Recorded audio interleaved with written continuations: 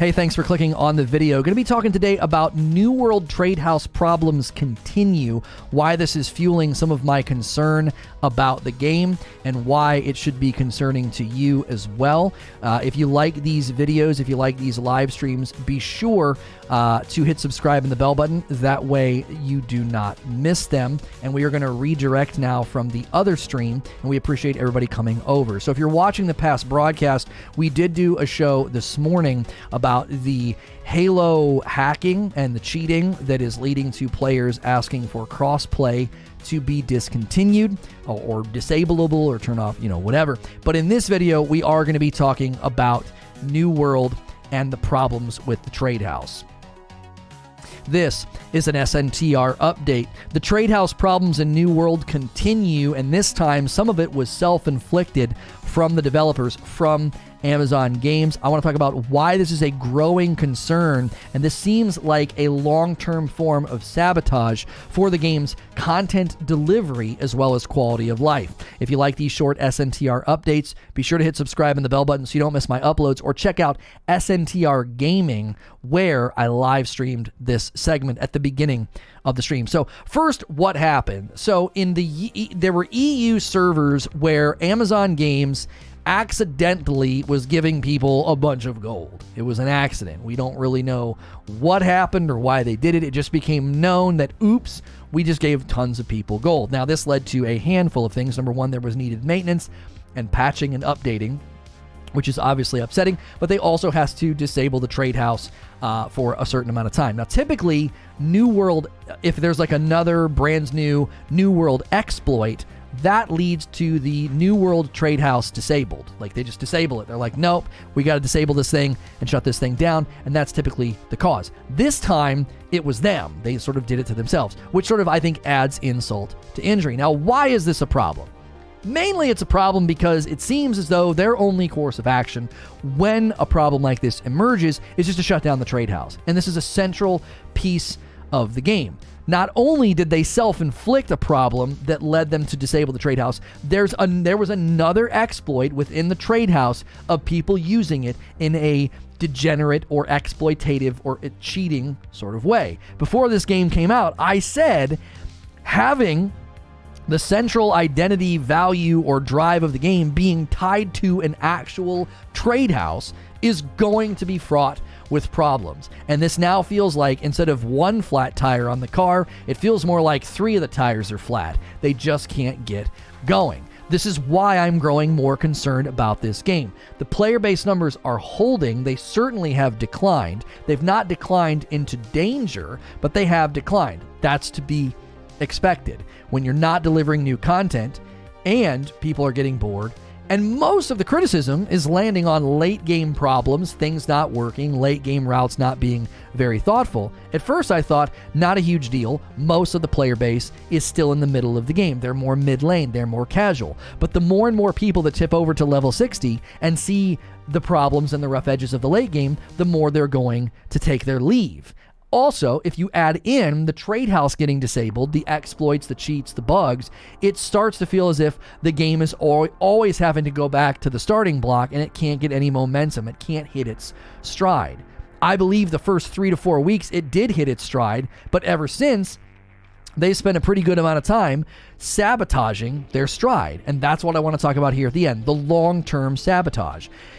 They have yet to outline a content delivery plan. One of the reasons that I think they've failed to do that is there are too many front burner issue problems that continue to need to be addressed in the immediacy, so they can't really settle in and talk about their content plans. The Into the Void update failed to reignite the player base because it brought with it ghost nerfs, or nerfs that were not talked about in advance, and it was basically just a weapon and some added enemies and enemy types.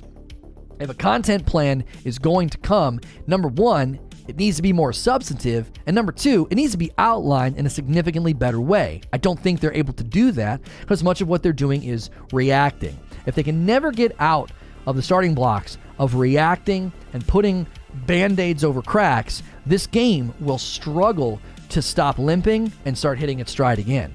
So we'll continue to cover it and monitor it. I'm continuing to play it, enjoy it, but the concern is growing that this game will fall rather than just stumble. As always, if you like these short SNTR updates, hit subscribe and the bell button, and I'll see you in the next video.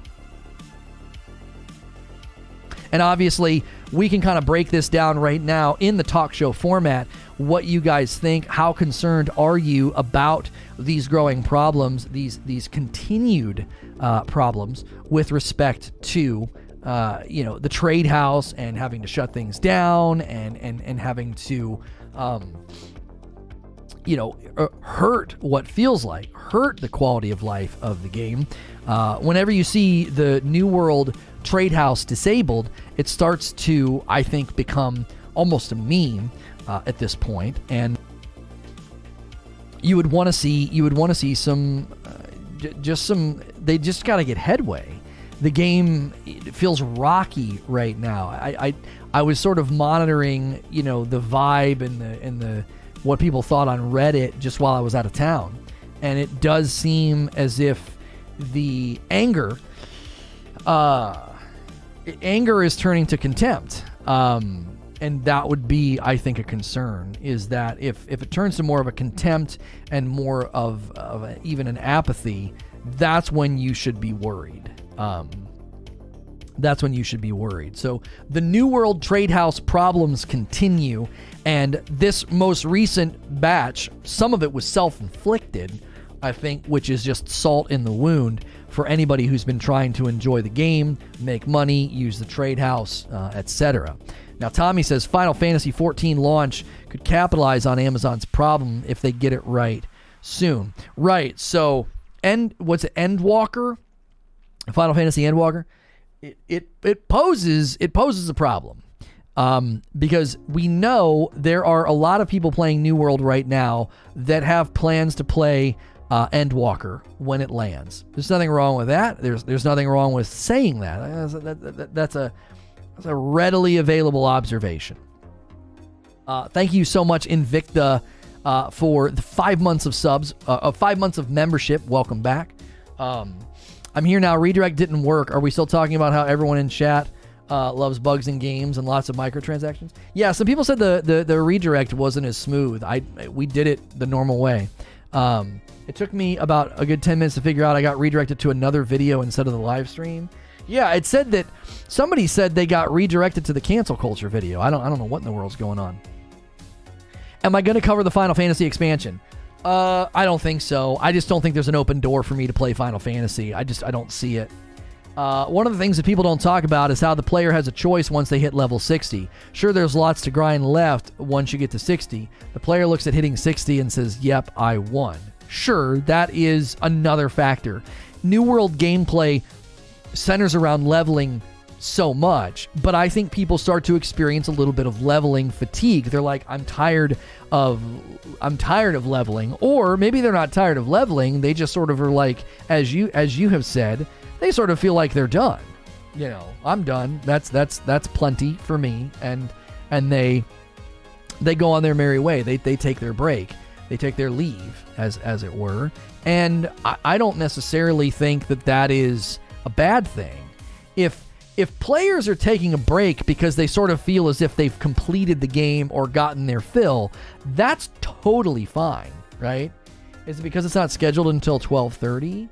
Yeah, I wonder if the redirect acts goofy when we do that. Like, we schedule it for the noties. What if I go back in and then retroactively lower the schedule? I don't know. We can't redirect right on the nose. It's not really possible.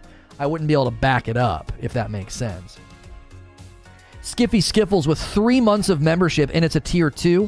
If you guys have never done a membership here, consider doing so. It supports the stream directly, and we are inching closer and closer to 400 members here.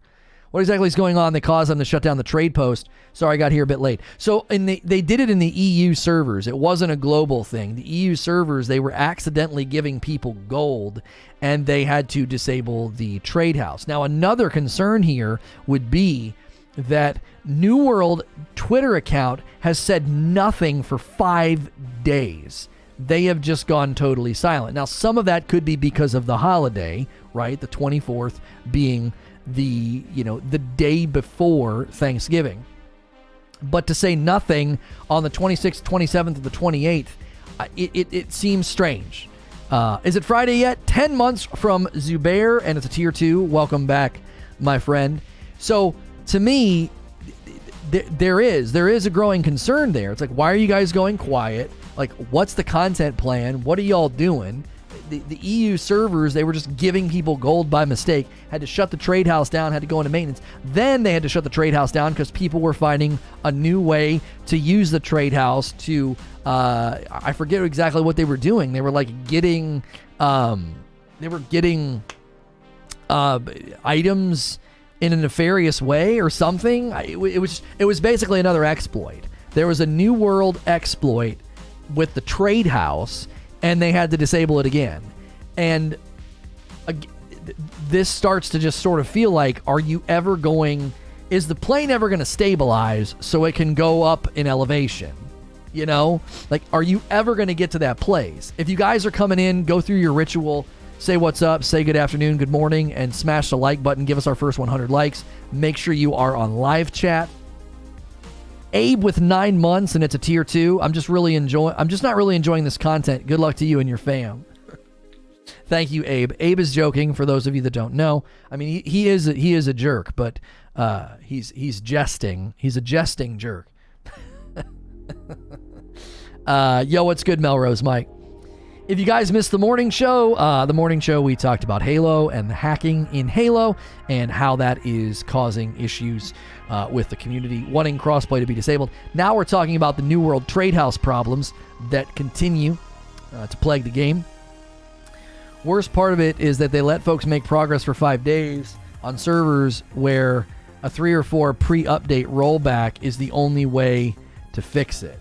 I wouldn't say jerk, an a-hole maybe. Well, I have to make it a safe for work. You know, I can't say that. I can't say exactly what you are. Christina says they meant to give people coin, but accidentally gave too much.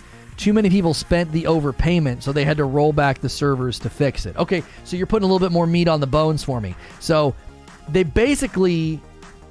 intended to give people coin, gave way too much, and then people spent the coin, so they had to roll the servers back. I would have just said bank error in your favor. Like, I don't know. Deadly Dad Gaming with 3 months of subs. Love the new direction the channel's evolved into. Happy to be a member here. Thank you. I appreciate that very, very much. If you're able to track all that gold and all those transactions, then they don't need to be making games. They need to be working for the FBI. Well, I mean, it's all internal. Of course they can track it all. It's their system, right? If I build the game, of course I can track it all. I'm going to start calling Abe by JJ, Jesting Jerk. There you go. New World is bug-free and balanced game. No, it's not. No, it's not. They gave people 300K.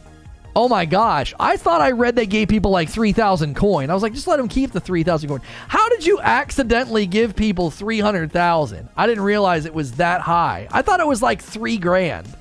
I was like, just let them keep it if it's $3,000. Here's an extra 400,000 coin. They'd have to give that to everyone. Yeah, I didn't realize it was that excessive. Here's almost half. Here's $250,000. Yeah, bank error in your favor. David Chidwick with a 5 spot says, off topic, just want to say, always found your content informative and entertaining. The channel revamp and growth is great to see. I appreciate that very much. Thank you. Thank you, thank you, thank you. We really want to see 10K subs on this channel before January, and I think it's going to happen. We're very excited. The problem is it was 300 to 500K, and the people cleaned out the trade posts of all the high-value items. Gee, many frickin' Christmas. I mean, that makes sense, right? If you suddenly have $250,000 in coin or $500,000 in coin, that's what you're going to do. You're like, well, I'm going to go buy all the best stuff. Now you see how it messed up the trade post. Yeah. I should have done maybe a little bit more research. I thought it was like 3,000. I was like, oh my gosh. Like, so at least I kept the video generic and didn't say, I didn't say that they should have let people keep it. At least I didn't say that in the recording. Somebody was like, so I put in, this with the cents, right? Did I put in cents? I'm going to put it in cents. 300 coin. That's a lot of medium to large salmon. Looking back, I wish I used my renewal message to say, It's good to see you making great content again. I guess I'll wait until next month. There you go.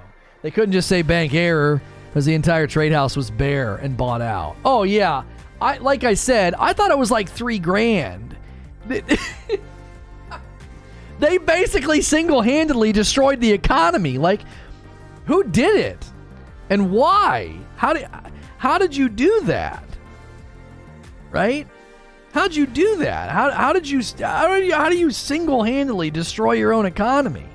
That just seems crazy to me. Who pushed the button? Push the button, Frank. Like, what in the frick, man? How does one accidentally give that much gold away? That's what I'm saying. Like, so the New World Trade House disabled already again, and it's not a New World exploit. No, it's the developers. They were like, here's a ton of coin. You know, go enjoy your New World gameplay, you know. Go spend $500,000. They took a page out of the actual economy. Yeah, they just printed a bunch of fiat money. They're like, here you go. It's not backed by anything. It's got no value. That kind of typo in my field would get you fired. Yeah. They forgot to carry a decimal point. See why I said what I said? Wasn't trying to be an a-hole. I didn't take what you said offensively. I didn't.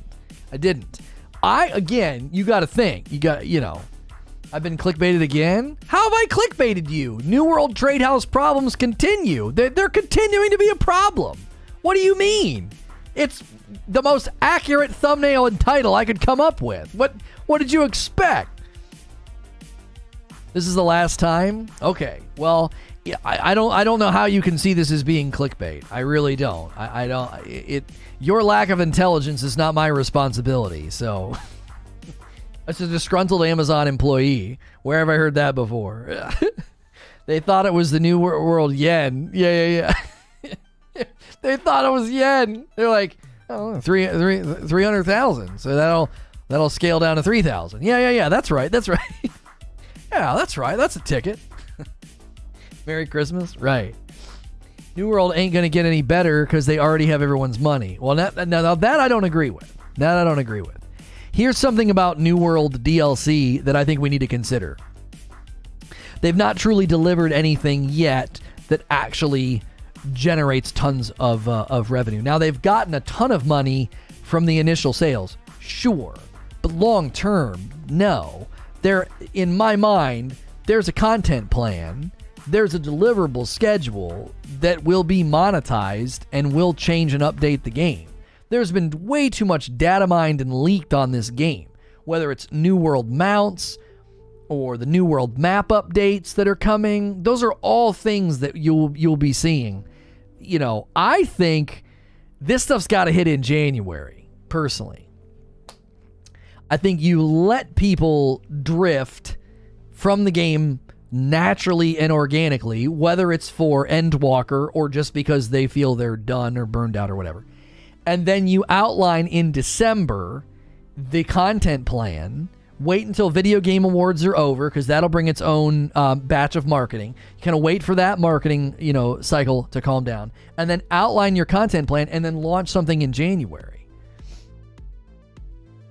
I swear I love this channel and the time that you interact with viewers. Well, I appreciate that. Thank you. Just give me player housing out in the wild and let me start a farm and I'll be happy. Yeah, the challenge there is the world's not big enough for that, homie. There'd be farms on top of farms on top of farms on top of farms. Like, it wouldn't work. Like, there's not enough. That's why they have to do the housing. Now, what they could do, Fozzie, is they could treat it the way they treat housing in town. Like, you could have a farmstead or property that can be purchased, and then when you go interact with it, it shows all of your stuff the same way they do the housing in town. Like, New World housing is actually pretty creative because, you only see yours, right? Wait, you said you were going to be talking about New World's trade house problems, and you're actually talking about the New World trade house problems. Such clickbait, right? Yeah, I don't. If someone like that's going to unsub and leave, we're probably better for it. I think Amazon is going to make it right in the end. I think there's a plan that's going to blow people's mind personally. I don't necessarily buy into that. Doesn't Desert Online do that? I don't know if that's how they do it. But you could certainly set aside areas and say this is farmland, and you can buy it, and work the land and grow crops and raise animals and whatever. But you only see that once you go into your instance. Now, the challenge there, I think, would be you wouldn't see real world impact. Now, you see real world impact when you're in town. New World housing, essentially what it does is it takes the person who's spent the most and they have the most points, and their house is the one that gets shown. You could do the same thing with the farms, but at the end, you'd be like, I don't know. I don't know. Like it might not have the in-game impact to hook people. New World gameplay, one of the reasons it's so satisfying is you sense that you're doing things to the world. Trees are falling, rocks are disappearing. Now, yes, it respawns, but there is something about it, being this sort of living, breathing thing. And I don't think housing is a big focus. I'll give you an example of why I think this is. The New World wars, the territory control. People love to see the impact of what they're doing in the game. They love to see it. They're like, yes, we took over this area. We took over that area. We did this. We did that, blah, blah, blah. You see real world in-game impact, right? I have been clickbaited by you again. I'm too high for that. I will stand by my idea that they have to get this right by February 1st, and they can't get their feet under them long enough to tell us what the large-scale content plan is. If they get those two things under control, then this game may have a bright future. Right. That was kind of the point of my monologue at the opening this morning. My concern is growing because you got to stop chasing your tail. You're constantly putting fires out. You can't expand the building if you're constantly putting fires out. Like your attention has got to settle on the trajectory, and right now it's not. I think adding instancing for homes and such to MMOs usually make them worse. It removes people from the open world, which lessens the social part of the game, which is usually the best part about an MMO. Right. They have to do it for the housing. But I don't think they should add more systems to the game that, as you say, actively removes them from the open world, which, removes them from the social aspects of the game. I think the way they do housing is fine, but the concern would be if you do too much of that, you're going to, I think, as you say, I think you're going to create a sense of disconnectedness. If you're new, by the way, and enjoying the conversation, I'm a safe for work broadcaster, and we do talk shows Monday through Friday. We did a talk show this morning about Halo, and we are now doing one about New World, and we appreciate you being here. If you haven't clicked sub yet, do so if you want to talk in chat. Let's see here. New World Trade House problems. Has this affected your playtime? Just yes or no. Very basic poll. Has the trade house issues affected your playtime at all? Thanks, Mama. Oh my goodness. Hang on a second. My wife's dropping off lunch.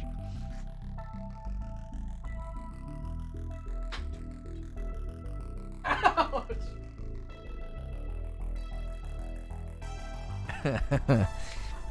Excuse me. All right, everybody, calm down. What was I saying? Aren't all the houses instants in MMOs? Creature's right. They need to get this game on the right path before February the 1st. Otherwise, the lifespan of the game is going to be severely shortened. Yeah, you can't discount the blitz of games coming in February. I don't like doing that, like this game's going to kill this game. But you can't discount the fact that like Final Fantasy is going to have an impact. And then the game blitz in February is going to have an impact. It's going to. It doesn't mean you need to be scared, worried, or like sky is falling, but you certainly can't act like it's not going to affect anything. I simply don't agree with that. It will have an impact. Welcome everybody in, talking about the New World Trade House problems that happened over the weekend. A couple more likes will be our first 100 likes. Thanks for being here.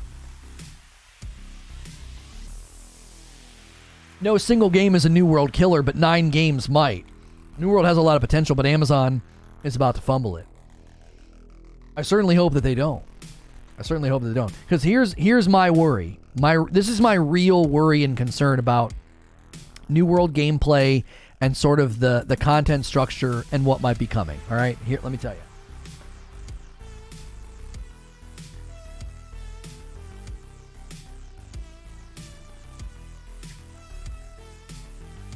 My real concern is that somebody in charge somewhere is going to bank on the new content fixing things. Right? We've already seen quotations from interviews about one of the guys in charge. He's from Amazon Web Services, and in his mind, they can innovate or invent their way out of a bad launch, rocky launch, or whatever. And video games are not compartmentalized systems that you can do that with. Video games have within them compartmentalized systems that are all interwoven and they all touch each other, so you can't really innovate your way out of this. So the concern would be that higher-ups and people in charge would be like, launch the content deliverables, launch the content, we will fix this stuff later. And what's going to end up happening is, it's sort of like when you're playing Jenga. And the more fragile the bottom section of Jenga gets, the more shaky it gets when you put stuff on top of it. And that would be my concern, is they're just going to drop content on this foundation that's already got cracks in it, that's already shaky, and you're going to create a whole new host of problems. I don't think you can iterate your way out of this, innovate your way out of this. I don't think it's necessarily possible. Who's touching each other? I'm not really sure what you're talking about. If they just get the bugs right and keep what they have as far as impacting the world, then take tips from old DAOC, three-way war stuff. We'll see the game expand. They got to get the bad stuff handled. Certainly. Because your player base declines natural.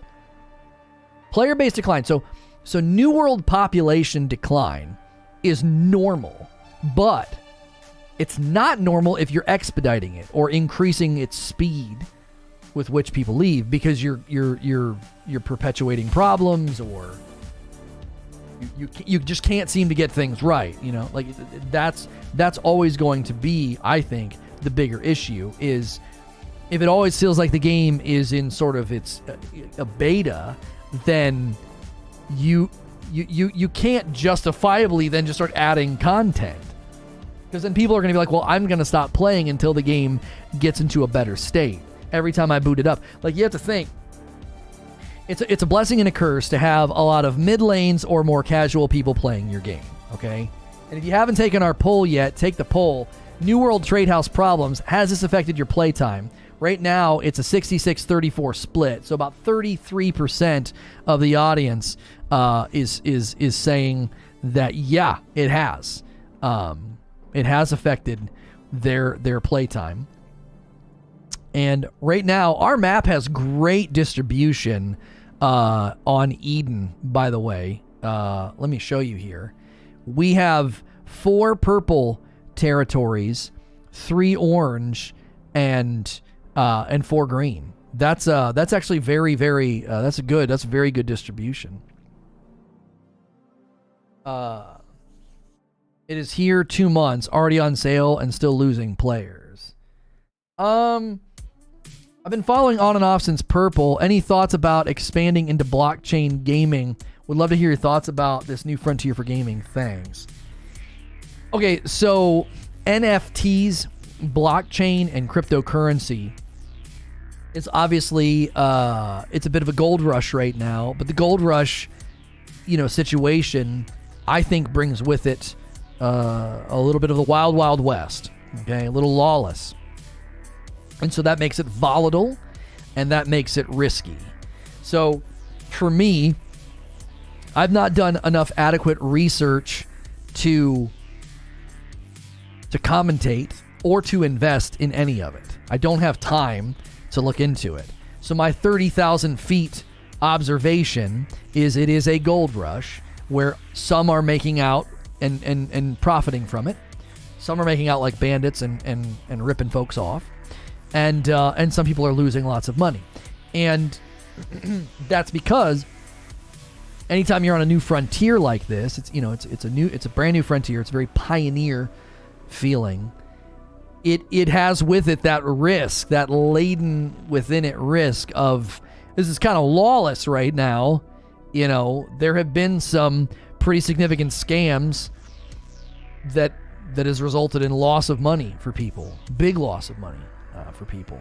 So that's my 30,000 observation about it. I can't say much more than that. I'm not well versed in how it works. I know NFTs are big and people are making money on it, but and blockchain and everything else, I don't know enough to commentate.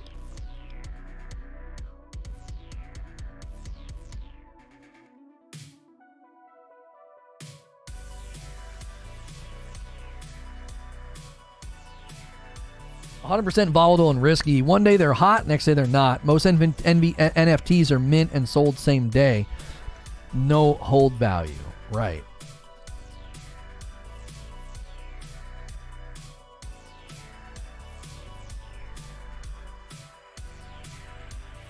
More than likely,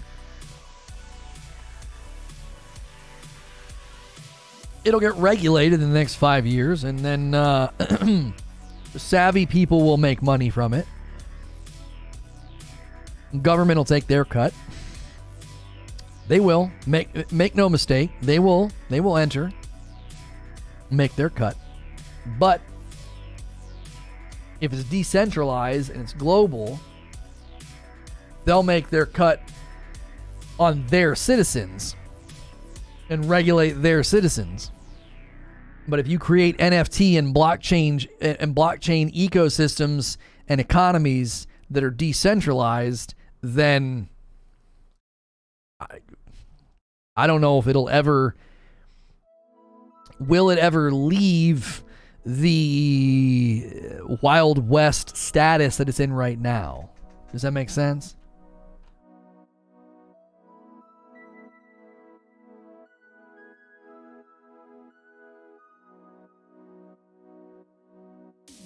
It'll become another regulated currency. How do you regulate a currency, though?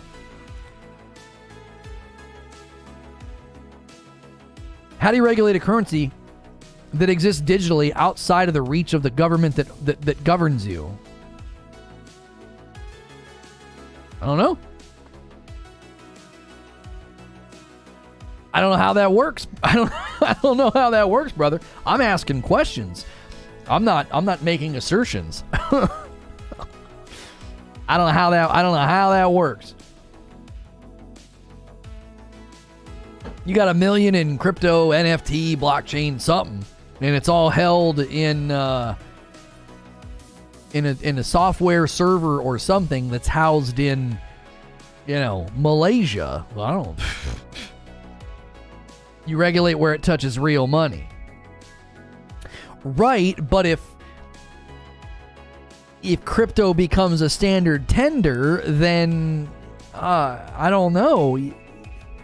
Yeah, they would tax you on it, wouldn't they? They would track how much, so that when you cash out and have the usable tender and then you use it to purchase items, that would be traceable and taxable. Yeah.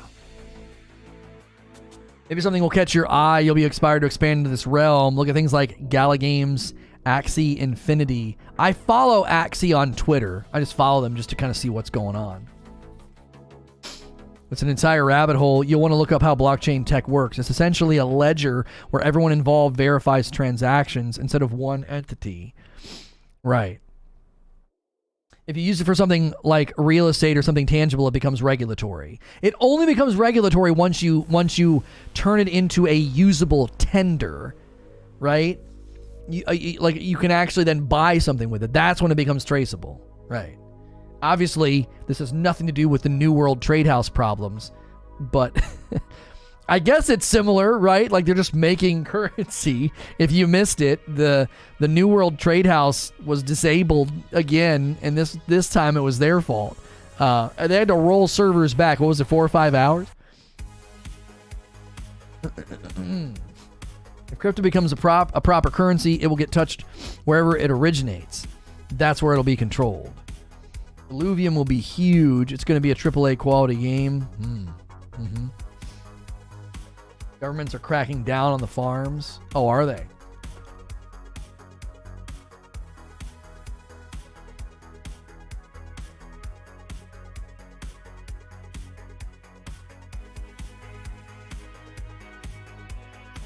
Legal tender in San Salvador. There are ways around it. Right.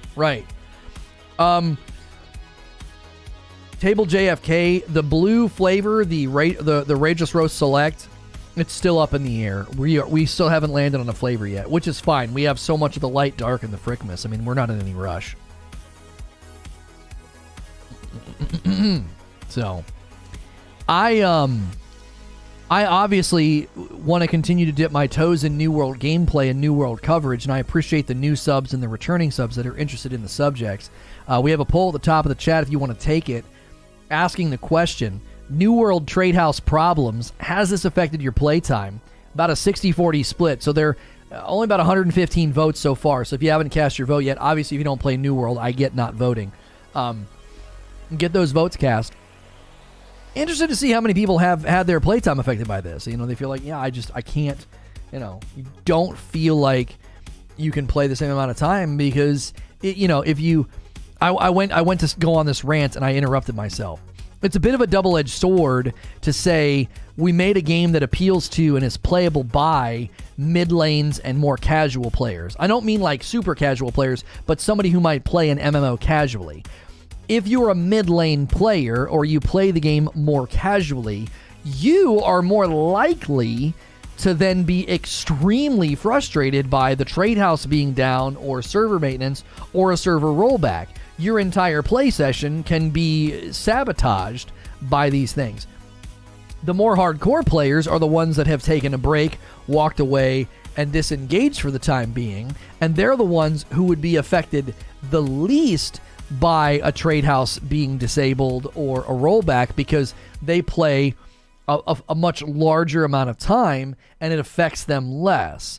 It's over-realized and sort of, your New World gameplay is more directly impacted when you only have 2 or 3 hours to play, and those 2 or 3 hours either get rolled back or those 2 or 3 hours the trade house is just shut down and you're like, well, people are like, well, then go do something else. But if that's the central piece that you were wanting to engage with that day, then you're going to be pretty bummed. I stopped playing New World due to the fact that it doesn't seem like it'll do good in the long run. Right now, there's been something wrong with the game every time I've opened it up. Right. There's also a player perception, problem. Player perception being, I every time I boot the game up, there's a problem. Something's being disabled. Something's being shut down. Something's being rolled back. There's maintenance. Like, by and large, I think the game is done very well, but that perception is your reality. That's the experience you've had. Even if mathematically that's not true, like the game's actually been doing fine and servers have been up way more than they've been down and rollbacks have been inconsistent and the trade house has only been disabled a handful of times. It doesn't matter. Your perception is your reality when it comes to a game like this, and your perception is every time I boot the game up, they're doing something. Halo says all the bugs and issues have made me stop playing, not just the trade house stuff. Right. I spent like 50,000 gold maxing my furnishing and I still can't even use it. I don't have the income to bother with... you're talking about crypto.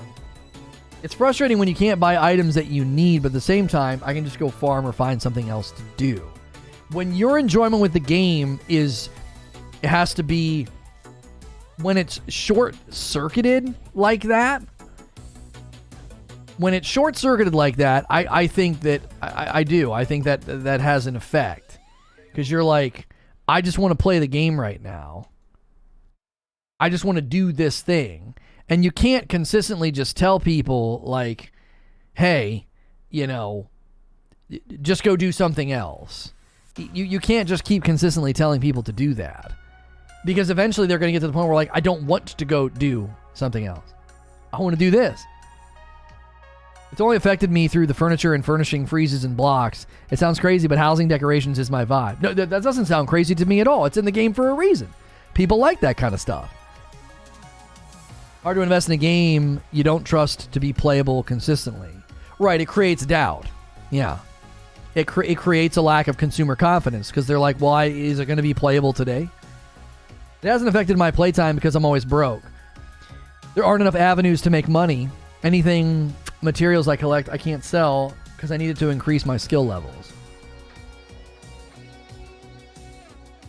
Right. Well, I think you get to a tipping point where you do find routes to make money and you do find ways to increase your gold. But I don't think those ways are particularly good. Right? I did not play since last Wednesday. The trade house was shut down. They didn't even bother to post a message about it. All I do now is watch the fires on the forums. Yeah, like the fact that they went quiet on Twitter, a little concerning. It's like, I know it was a holiday, but y'all haven't tweeted in 5 days? Not even a happy Thanksgiving? Have a good holiday? Not even we're aware of this and working on that? Like, what, you know what I'm saying? Like, what? Not being able to get my trophies is more frustrating than the trading post being closed. Right, because that affects your gameplay. New World gameplay is intrinsically linked to that. It's linked to you being able to, do those things. Stay over there, buddy. What? You took that out? Yeah, I did. Good job, bud. You can hang that on your wall. Oh, you tape it on your wall, yeah. Another problem I have about the shop in New World is the prices of some items. I was spending so much time grinding things out just to realize the price of the said item is horrible. Well, so what you're experiencing is what we would call the value disillusionment factor. So basically, people got there before you and have produced en masse, whether through exploits or not, and they've devalued those items. So then you think, oh, this is surely going to be worth a lot. It's taking me all this time, and and you go through all these steps, and then you're like, yeah, no, it's not worth anything now. It's been devalued. I miss those Munchkins faces. I wish we could bring them on stream. It just isn't. We don't do it anymore. We had amazing pictures taken for our Christmas card, and the kids have just grown up so much, but I can't. We can't do it. Madam's face and the kids' faces they're just not viewable by the public now because of what everybody did. It just is not a smart move. What I'm hearing as a non-player is that all the various sources of friction add up and kill investment. Well, yeah, there's two things at play. So at one level, there's a quality issue. The quality of the game is driving people away because it affects their confidence, it affects their morale, it affects their drive. Okay. In addition to that, you have the I guess you would call it the friction effect, where there are interwoven systems and systems in the game that seem to be in conflict with each other, and that leads to people feeling like, again, my drive and my morale is going down. So they have two problems they have to solve. One is purely qualitative, like you've got to get game quality in the right place. The other is far more complex. You've built a game with internal systems and currencies and grinds and earn rates that are de-incentivizing engagement. Like people are like, I don't want to play. I don't want to play. I don't want to do that. I'm not interested in doing the thing that you've put before me. It's an issue. It's an issue because if that makes it tough, like what's your drive to play then? There are people who are playing almost on like an automaton sort of way. They're like, well, I don't have anything else to do. Or they're playing because of sunk cost fallacy. So the idea of like, well, I've sunk so much time into this, I'll keep playing it warts and all. And that leads to a familiarity breeds contempt. Well, that's worse than contempt, right? You're gonna grow almost antagonistic. You're gonna feel like the game's antagonistic towards you. Like your posture to the game is gonna feel as if like you're trying to almost wrestle it to the ground. and to squeeze enjoyment out of it. That's what leads to apathy and disillusionment, or becoming almost like disenfranchised. You're like, I just don't want to play. And that's why I said my concern is if you've got these two shaky pillars, quality is shaky, and then structurally the game logistically is shaky, and you try and like drop content on top of that, I think it's going to buckle. Those two things are just going to buckle out, and it's going to be like, no, that's not the way to fix the game. That's not the way to solve this. You need a two-pronged approach. You got to get quality locked down, tight. You know, this is like a shuttle taking off. You can't have your what were they? The rubber housings freezing or whatever happened on Apollo 13. Is American Thanksgiving becoming a marketing thing in other countries? Not Canada. I know you weirdos do it too at the wrong time, right? As of right now, I can only see the economy getting worse and worse the longer it stays up. Like, I applaud their ambition to have a game that is so much of the game is player driven. The economy, the map, the territories, the wars. It's so player driven, but players are degenerate. They naturally trend toward the degenerate and the destructive and the cannibalistic. We're bent that way. We're not bent that way because we're evil or something. We're bent that way because we find the path of least resistance, and the path of least resistance often gets the most traction in degenerate, destructive, cannibalistic behavior. It's like, this is the fastest way. And then so when we lean in that way, that's why so much of the game has been shredded by the community. And when I say shredded by the community, I'm not like, it's their fault. It's like, no.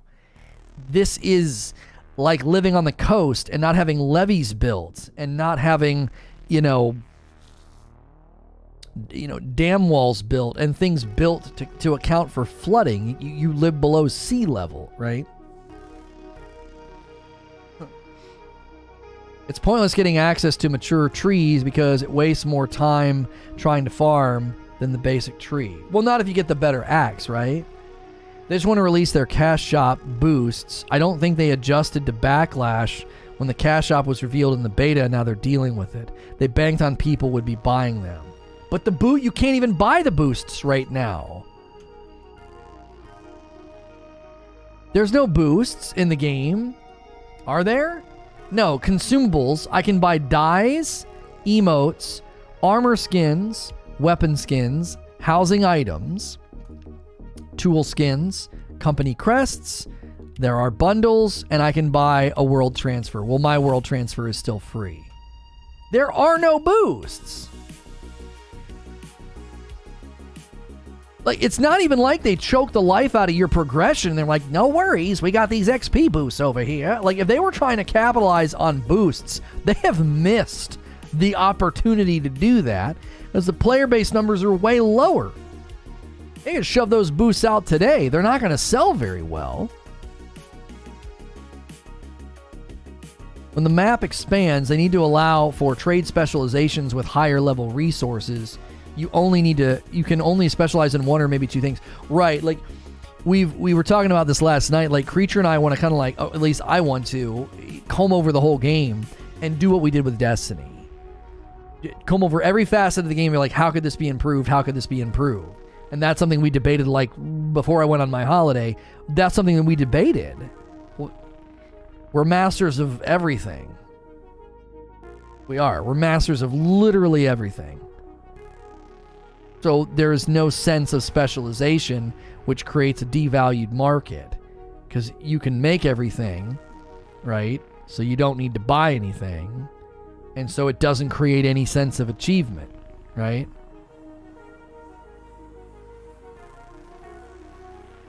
Yeah, I don't want to comb over stuff. I want you to do it. Yeah. That's my job. That's my job. That's my mind. That's the way my mind works. Like, let's break down every facet of New World. So, like, all of New World gameplay, every piece of it, from the leveling to the expeditions to loot generosity to, build diversity to, like, all of it. We want to comb over the whole thing.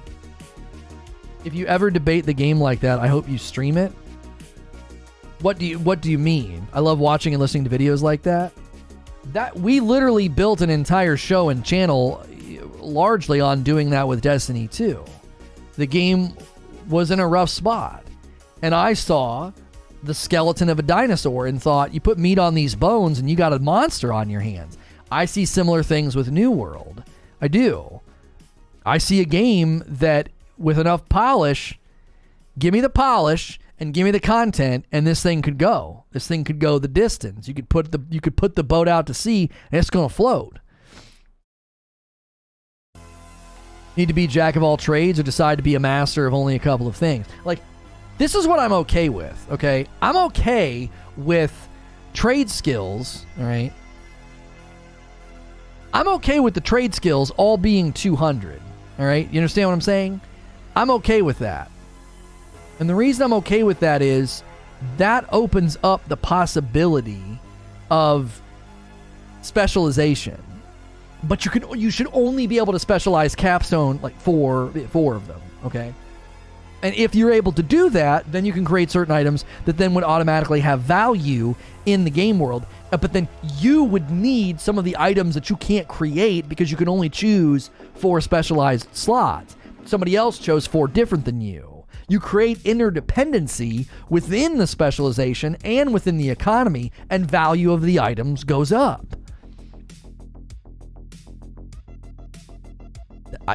And people are like, I wouldn't like that. I want to be able to specialize in everything. That desire is a cannibalistic desire. You are flattening out and harming the game with that desire and that request.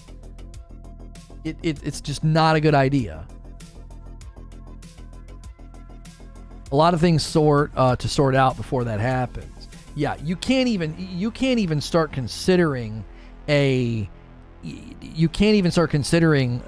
content plan right now. A content plan wouldn't even square with the current dialogue about the game. You know what I mean? It'd be like, why are you even talking about that? Like, why are you talking about that? Why would you talk about a content delivery plan in the midst of everything that's been going on? Because if you start talking content plan now, you're gonna have people really questioning, right? You're gonna have people really questioning, like, wait a minute, what? Your foundation's rocky. It would be like having fire and smoke damage in your home, and you start talking about how you want to expand your family room. People are like, what do you mean? You got to get rid of the smoke and the fire damage first before you start doing that. New World shop is fine and almost never enticing. Yeah, I don't think that the store is even remotely in question right now. It isn't. What are you going to criticize about their store? There's nothing in there. It's just a bunch of transmog items. Now, here's where they're missing money, and I've had people tell me that I'm crazy for suggesting this, but I would pay for transmog. I would. Like, if I could go in right now on my character, let's just do this real time here. All right, let's take a look. Let's take a peek at this. Right. Let's say I just love the way that looks. Let's say I just love the way this leather jacket and a little, I don't even know what that is. The horn there. Oh, good. Let's just say I love the way that looks. I'd be happy to go to the store and buy transmog tokens that I can use on an item to say, hey, make my hat, outfit, boots, whatever. I want to make it look like something else. Now, people say, you can't monetize transmog. Why not? They're already monetizing decorative ideas. Like, oh, you want to look like this skull? You want to look like this? Da-da-da-da-da. You can buy it. Well, that's you spending money to look the way you want to look. Why can't I spend money to look the way that I want to look? Why does it have to be free? Why? If you want to look that way, put the stuff on or go farm the stuff to drop with the stats that you want, or spend money. I learned so much about D2 from watching you daily. The Q&A and roundtables were a great source of information. This is the Lono I need covering a little slice of blockchain. I'll try to do some research, homie, and see if it's something I feel like covering. Because I do feel like if I get a little transparent here, I've felt so good recently creating content. I feel like I've gotten my footing again. I feel like I can just like pick a topic and go. Make a video about Ninja, make a video about Disguised Toast, debates, arguments, discussions, video games, gaming topics, variety gaming coverage. Like I feel like we can just kind of do whatever we want, And the new world interest is waning, surely it is, but at the same time, as long as we keep our toes in it, I don't expect massive surge of interest around the game when we're doing what we're doing right now, but that's okay. You've already established it's okay to pay for the way you look. Why can't I buy this look? I'm with Abe. We're asking for synth weaves in New World. Is that what it's called? Just add to your workload. You have the ambition. Why shouldn't it cost money?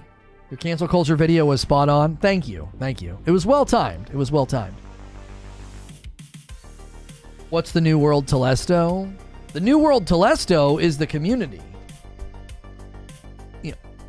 New World exploits, New World gold duping. I mean, that's the Telesto of New World.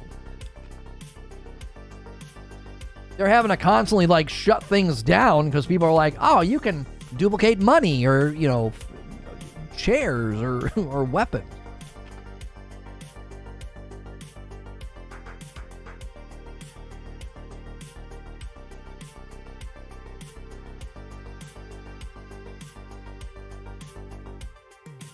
If you've already grinded and gotten the item, why would you need to pay for that item? You didn't grind for it.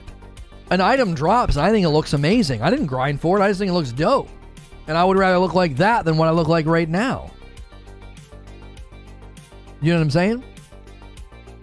You shouldn't need costs in a paid game, in my opinion. I don't think you can square that axiom or that premise in 2021 video game landscape, Robert. I don't think you can. Just because you paid for the game doesn't mean it can't have ongoing cost or revenue structures. I don't think that squares in 2021. You're not buying a cartridge and having a game that you play over the weekend and then that's the end of it. You're buying a game that you're playing for hundreds of thousands of hours. There's servers, there's staff, there's people maintaining the game, maintenance, updates, patches, whatever. You can certainly hold to it. Doesn't mean it's logical, sensible, or contextually accurate. You know what I'm saying?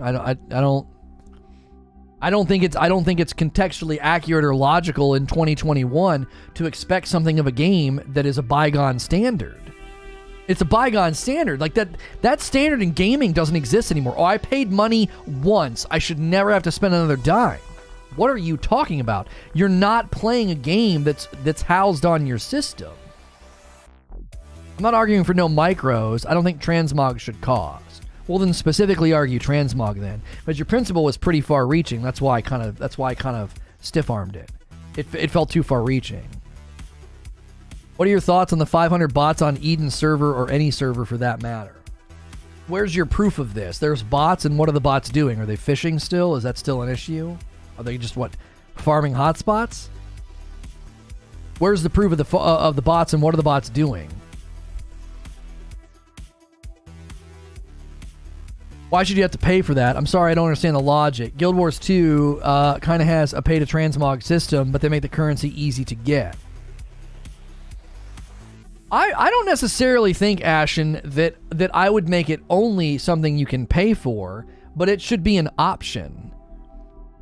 Because I would willingly do it.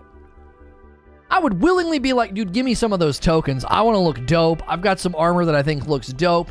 I'm going to transmog it. And you're like, brother, I'm not paying a dime for that. I'm going to go grind XYZ content loops to get the currency to transmog. We both take pride in how we look, but the route is different. The route to get there can be different, but I don't necessarily think you should be like, well, just no, you should never have paid for transmog in a game. They should have a transmog system. You reward it from daily quests or something. Bots are fully farming iron ore among other resources in all the lower level zones. What do they do? So what's the point of that? Do the bots farm it and then sell it, farm it and then sell it? Why on earth would you be farming resources in low level zones? That doesn't really make sense to me. For the sake of discussion, says Zubair, what goes in the should be free or included bucket and what goes in the okay for microtransactions bucket? Yeah, that's what I'm trying to get at. What's your standard? What's your spectrum? Okay, what should never be, costing money? What should only be earnable? Like, what are those things? Because generally speaking, we've always said it's fine to sell cosmetics, make power earnable. That's usually the dividing line that everybody agrees on. That dividing line of it's okay to sell cosmetics, but don't you dare ever sell power, right? I'm fine that if getting the currency isn't a pain in the butt, like D2 Transmog was, or make the currency really, really cheap. Like 100 charges is $1. No, yeah, I don't, yeah, that's, why even sell it at that point? I could see $5 getting you like a pack of 10 or something. You know what I mean? 10 changes for a 5 spot. That seems so reasonable. How often are you going to be doing that? That's up to the player, right? You buy it, and you hold it, and you wait for a really good look or a really cool item. There are no strict rules. It's whether this game is at the point it feels fair or valuable. That's usually what it comes down to. Iron ore is the base metal you need for all things in the game. The way they build their crafting recipes is like a pyramid. So they're, okay.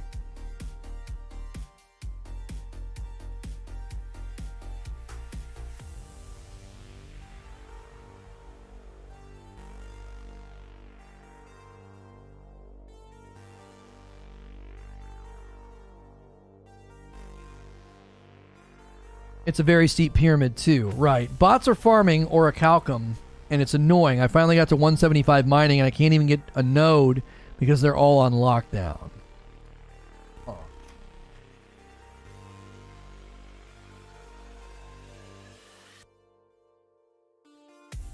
I prefer subscription method to microtransactions. They have to make good content to keep people playing, rather than glitzy mounts for $50. Here's why I don't think these are pitted against each other the way that you've done it, Ferryman. A microtransaction store is only going to be as successful as the investment levels of the players are. Does that make sense? Like, I remember people being concerned about the microtransactions in Anthem, and I'm like, who even gives a crap about that? Nobody is going to spend a dime in a microtransaction store if nobody's playing. You have to have a captive and engaged audience if you're gonna get people to spend money in a micro store. So that means the impetus is on them to keep the content flowing, to keep the gameplay solid, or else you turn around and no one's playing, which means subsequently no one's buying your micros. Your transmog system, is it pay per change or pay per piece, unlimited ability to change? Because a lot of my friends love swapping looks on the fly. You'd have to establish that swapping your looks on the fly is an inherent right in the game, something that's owed to you. I don't think you can make that case. There's a case to be made that no, if you want to look that way, the only reason transmog exists is because of player request. I hate looking this way. These are the items I must wear for this build to work, and I don't like how I look. So players requested it. It being a requested feature means that there is no ideal.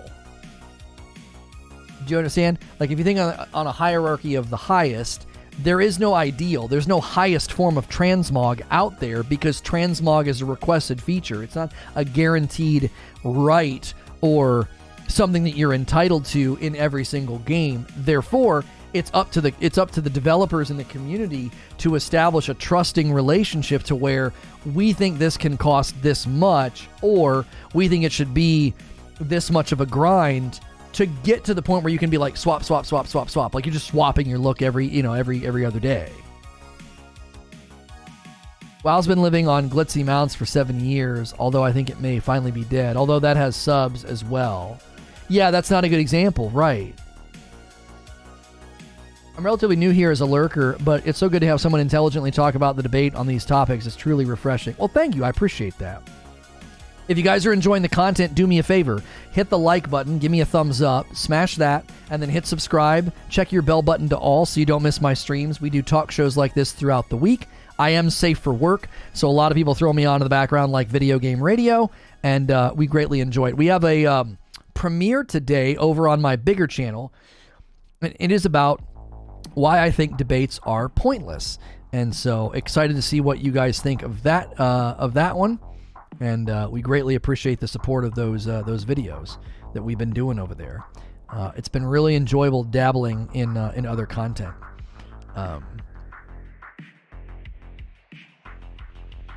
Paid shortcuts are essentially admitting you either purposely hindered the play loops to drive people to RMT, or admitting that you just cannot bother fixing core issues. Now, I don't agree with that. I think that's a false dichotomy.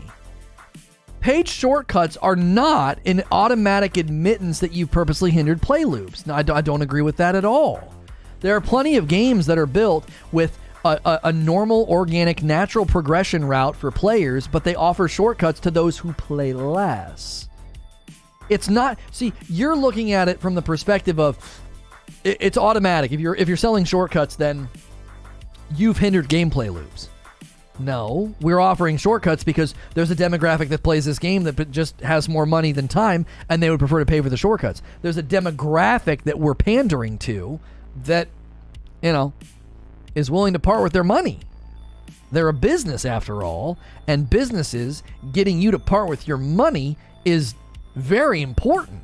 It's super important in the relationship. That's how things continue. It's how the game keeps going. You're on a completely opposite side of the fence than on positions, says Ashen. I feel if I get an item, I should be able to transmog it, drop, grind, craft. I get it. I earned it. I should be able to use it to swap. If I can't, and the game's like, no, pay me money, then you destroy my sense of fun and immersion, and I see exactly what the game is. That's the ideal, but not the application. Well, Ashen, here's my pushback on what you're saying. Right now, I can't do it. It's not in the game. I can't do it. If I don't like the way that I look, let me show you. If I don't like the way that I look, so I can go to this helmet, right? I can go to change skin, and all that's available is items that are purchasable. See them? They're all right there, okay? So the customization of the item already exists within the context of a microtransaction. The question is, have the players rejected this or pushed against it strongly enough to warrant an economic response? Like for the developers to say, this isn't yielding conversion in the way that we want and therefore needs to be rethought. If the relationship between the developer and the player is healthy, then this is fine and they're making money on it. Okay? I am saying within this context, give me more freedom that has a price tag attached to it so that I can look exactly how I want instead of looking like every 10th person that's wearing the Death Coronation helmet or the Warrior Macabre headpiece. Are you tracking now? Like, if transmog was in this game as a default and then they started charging for it, that's a betrayal of trust. Currently, the community and the trust is there. Hey, if you want to change the skin of your item, costs money. That's the established context. That's the accepted and established context at this moment in the game's life. The relationship between developer and the gamer is symbiotic and is therefore organic, and it is therefore not it's not open to rigidity and rules. You can't have rigidity in standards because this game isn't the same as the game next to it, because the relationship is completely different. So this becomes an experiment of sorts. Like, will the community accept what I'm proposing, given that they've already accepted the fact that if you want to customize an item, it costs money?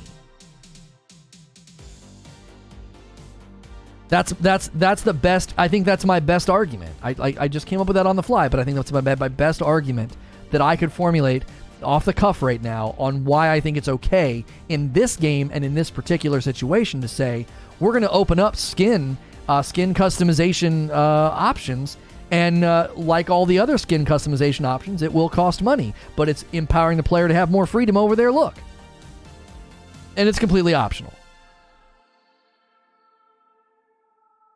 It devalues the time others spend in the loops, and the people who click the buy button end up not being satisfied in the long term. I don't agree with that either, and here's why. There are early game items that look dope that you're not going to go grind for. Homie, I've gotten green items that I think look hot. There is no grind to go get that outfit. The grind for endgame loot, and this is one of the challenges, right, is that everybody ends up looking the same. It's all the high-level armor. Or it's all of the, the high-level, expedition weapons. So then you end up, why don't we all look the same? I've found helmets and chest pieces in low-level areas that you'd never go grind for that I think look super dope, and I'd be willing to be like, here's my credit card. I want to make myself look that way. I completely missed what Lono said. I was focusing on my own arguments. You can rewind. Rewind. I felt like it was a pretty decent argument. I'm biased because it's my argument, but I feel like it's pretty fair. It's not like the game didn't come baked with transmog and now they're attaching a price to it. The game comes baked with skin customization that's attached to a microtransaction. Therefore, within this ecosystem, it's not out of turn or a betrayal to say transmog is going to cost. In New World, do you pay per charge, application, or appearance, or do you apply? You can apply it unlimited times. Yeah. So if I buy this right here, the Warrior Macabre headpiece, it's mine. I can apply that to any helmet. I can apply it to any helmet. It's an account-wide item, able to be used on any of your characters. So it's not just armor piece wide, it's account wide. So you buy it once, and if you have multiple characters, different servers, whatever, you that's your helmet. That's your skin. That's fair. That's honoring the player's purchase. Now, what you're saying, and this would be the question. If I go into my inventory and I turn this chest piece here, if I turn that into a skin that then I universally own, is that the appropriate way to do it? You may be bucking up against my suggestion because it sounds like, every time, if I get a newer chest piece or a better chest piece, and I want to make it look that way, I have to spend that currency again. That's where I think we'd be in agreement that no, I convert that item into a skin, and therefore any helmet or chest I get, I can make look like that. That I think is fair.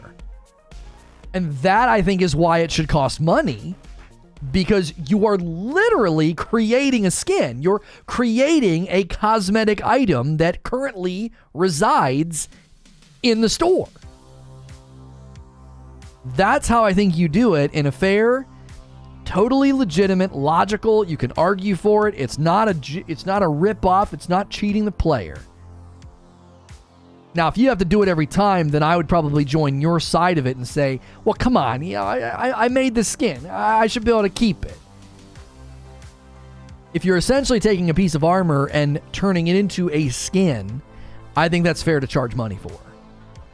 Because again, this is relative to the game. The relationship that we presently have with the developers is one where we have accepted that it is okay to charge me money for a decorative item, a skin.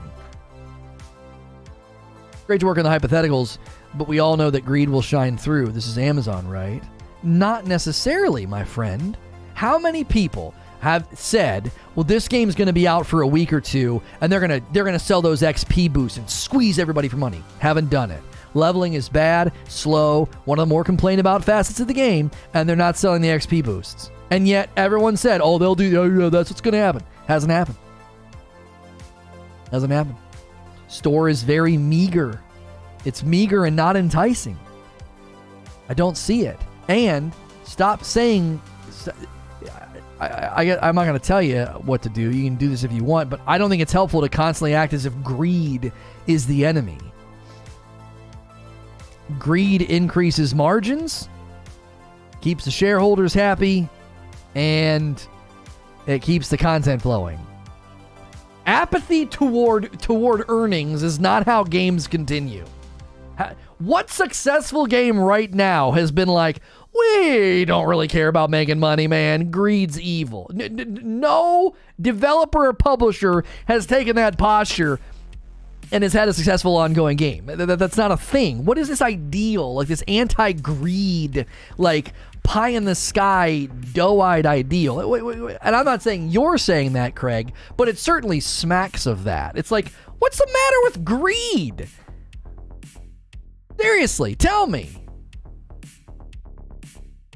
Greed drives industry. It drives innovation. It drives competition. It's why we have better cars, safer cars. It's why we have bigger and better TVs. Why? Because companies want your money. You know what I'm saying? Now, I believe greed needs to be checked when greed overrides principles that harms people. Like humans are, as an existent entity, as something that we believe has, as we discussed this morning, have inherent dignity that should not be harmed under the banner of greed, isn't the same as being like, well, you can't have greedy developers out there. The time seems right to link the Amazon code. It's not a code, it's an affiliate link. Shut the frick up.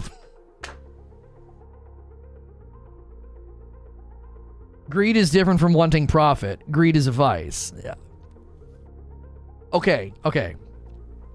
Greed as a term can be used personally, but it can also be used impersonally. Okay? When we use it in the impersonal and apply it to a business, you cannot say it's a vice. It is a mechanism by which the company expands, grows, and continues creating a profit and continues to create a product that you consume because you like it. You think there's a McDonald's on every street corner because they weren't greedy and very competitive? Do you think that your phone, laptop, tablet, gaming system, do you think that exists in the absence of greed? That these companies just fell backwards into these discoveries and these machines that we love? Greed in the impersonal, in the business world, is not a vice. Now, if you want to apply greed at a personal level, we could talk about, you could get philosophical and religious about it and talk about the love of money is the root of evil, right? People that love money and profits and they are greedy, they become monsters. This is easy to see. So this is where I think we completely lose the categories. You're applying a principle about greed to a business. It's not like a person sitting in a room somewhere is like, squeeze as much money as you can out of them. And he's like petting a cat. No, it's a giant business that has employees and budgets, and they've got people that are making massive amounts of money, and they've got benefits, and then you've got shareholders that have to be legally, you're bound to keep those shareholders happy and making money. You must. It's part of the deal. I, for one, found leveling to be too fast. Well, I found leveling to be fine until 40, and after that, it's awful. Normally, the word greed is used in a negative context, but now we are arguing semantics. I don't agree. I don't think, okay, yeah, it is semantics, but I think it's a philosophical form of semantics that's important. There's a form of impersonal greed that there is no inherent character flaw in. When I hear greed, I think of the pursuit of money at all costs. This just sounds like economics 101. I will say it is greedy to make a shoddy product and then charge insane prices. If you make a shoddy product and you charge insane prices, you might also be stupid, because then you're not going to get people to come back. That would be like McDonald's charging you $50 for a Happy Meal toy. It's a piece of junk and you know it. And even your kids kind of know it. But they charge you a very small amount of money for it. Why? Because you'll come back and do it again. Because you and the culture has accepted that value transmission. But if they were charging you $50 for a stupid little wind-up car that breaks a week later, you wouldn't go back and buy the next one. Why? Because they made a, as you said, shoddy product that has been overcharged for. It doesn't work. I don't play this game, but just saying, I'm ruining the polls with my votes. It's like a scratch-off game. I don't care. That's fine. That's fine, Orphan. Even your kids kind of know it. If you make something and someone fully understands what they are buying and willing to buy it, that's fair game. That's right. We're talking about Battlefield now. Looks at ISP companies. Well, don't jump train tracks on me, Ashen, because internet service provider companies are in a completely different ballpark and category, because they have become essentially a utility that is necessary for life and daily action in the urbanized world, which is like 75% of the globe is urbanized and city built, which those internal logistics and systems and connectedness almost requires and needs it to the level that it's like electricity, and therefore it should not be treated in the way it's being treated, and they should be held to standards, and they should be held to pricing structures that are not in the same realm as like a video game. Does that make sense? Like you're jumping train tracks a little bit on me by bringing in in ISPs. I understand why you're bringing in ISPs, but you're kind of that feels like you're kind of smuggling something in that doesn't belong here right now. In the realm of video games and in the realm of pushing for profit and making money, that driver and that machine and that greed it's not a flaw. It's not something to be like, hey, they shouldn't do it. What about utility companies? Clickbaited by you again. Do you think a system like Path of Exile has in respect to cosmetics would be appropriate for New World? Path of Exile gets a lot of flack sometimes. I'm not familiar enough to comment. You'd have to educate me. I don't know if McDonald's is a great example. They sell overpriced crap for a living, but McDonald's isn't about the hamburgers. It's about the real estate. Well, you're attempting commentary based on a movie that is not an accurate depiction of what McDonald's sells. McDonald's sells very, very affordable food.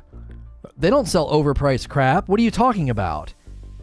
The price of their food comparatively to other restaurants, how could you argue it's overpriced? It's so cheap. They're the Walmart of the fast food industry. Convenience and price, not value. Convenience and price is why you're going to McDonald's. It's fast, it's convenient, it's everywhere, and it's cheap. They're not selling overpriced crap. What are you talking about? Predatory doesn't apply to luxury items and services. Internet is now like heat and light. Video game cosmetics will always be luxury items. Exactly.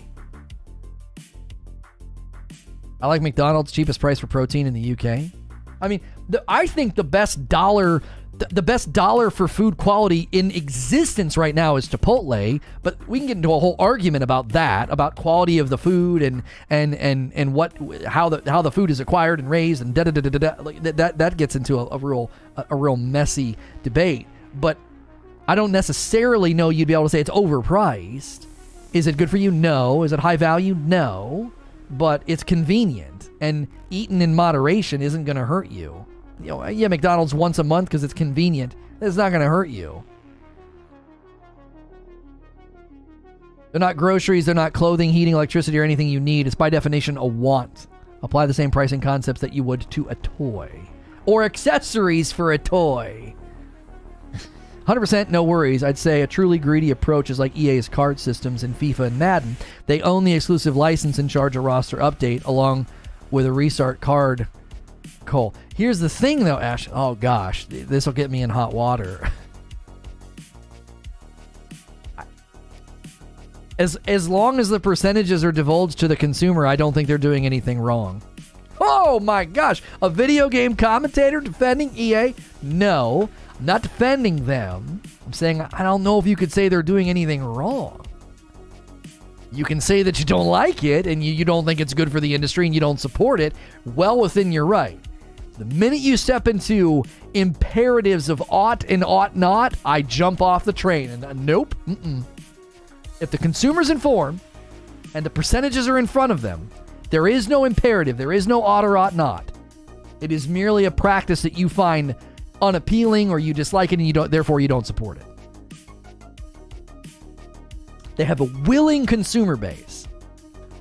It would be foolish, arguably wrong, for them to stop doing it because it would hurt their margins, therefore hurt their stock value, shareholders would become angry, and jobs would be lost.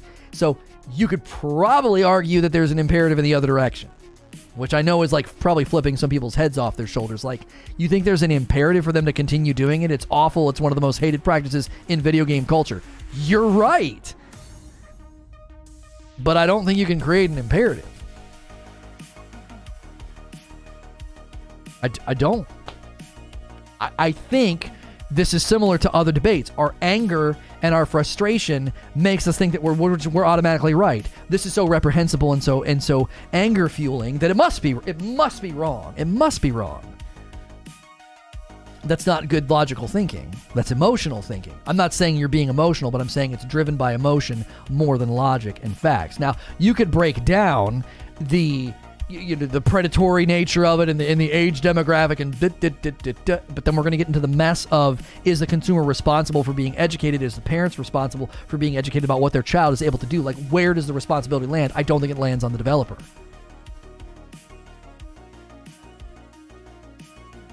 People had a problem with the FIFA card system, but not with the actual FIFA game itself. It's the same game year after year. Only way it's wrong is when children gotcha for their cards. You would need to explain what you're saying. A willing consumer base that they created the need for. They essentially dig the hole, threw their customers into it, and are charging for ladders. Dark Souls 2 reference. Screw you, Gillian. No, disagree. Don't agree with that analogy, and here's why. No, I do not agree with that. No, there's a ladder that they won't take, and the ladder is you can stop playing at any point in time. You are not being compelled to continue to play. You're not being compelled to stay in the pit. There are stairs out of the pit that anybody can take any time. And they're paying to decorate the pit, basically, to make it more appealing while they're down there. This analogy is tough because I didn't come up with it. But you see what I'm saying? No one's compelling you to keep playing. They didn't throw you in a pit that you can't get out of without paying money. I don't agree with that. I don't think that analogy functions very well here. You willingly dive in every time. Is there a single consumer of an EA Sports game right now that is in the dark about how it's going to work? Like, they're buying, and they're like, well, I didn't know it was going to be like this. I got totally blindsided. Bull. You know exactly what you're buying and signing up for.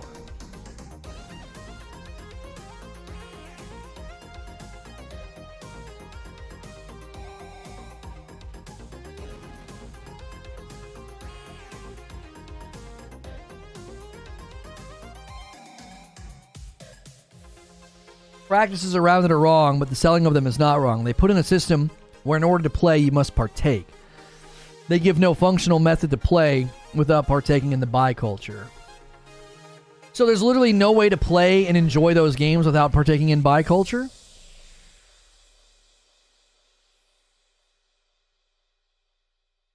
You have problems if you're still buying the game and complaining that they're abusive. EA is not forcing anyone to buy their games. The matchmaking is designed to pit non-buyers versus buyers.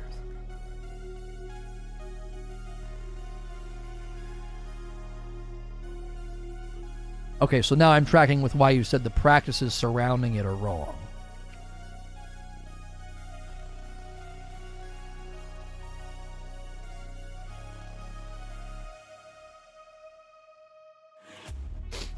I think I might be able to argue that that's wrong because that's hidden from the player. That's hidden from the player. The percentages on the packs are not hidden from the player. Buying a roster update's not hidden from the player. You know what you're buying. But the matchmaking, the matchmaking pitting a paid for team against a non-paid for team, I would argue, I might be able to argue that that's manipulative and that's hidden from the player, and therefore you might be able to draw a straight line to it being wrong.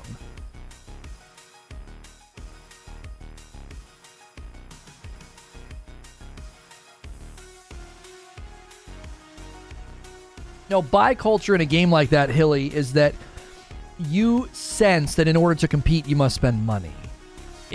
Based off of what we just mentioned, the matchmaking alone.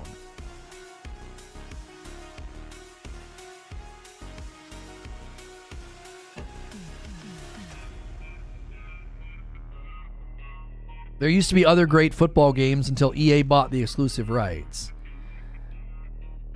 So that's aggressive intellectual property protection. Like, I don't know if you can say that that's wrong either.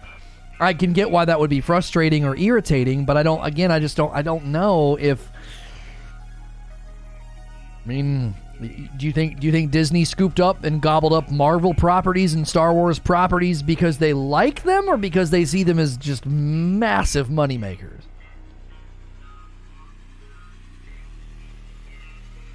It's raining lead with a $5 tip.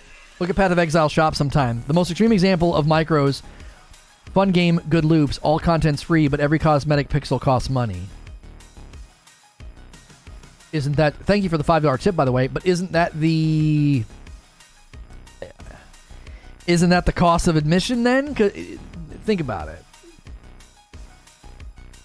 Admission is free, but pay at the door, right? Admission is free, but please pay at the door. Like, that's the cost of free admission. The cost of free admission is that everything has a dadgum price tag on it.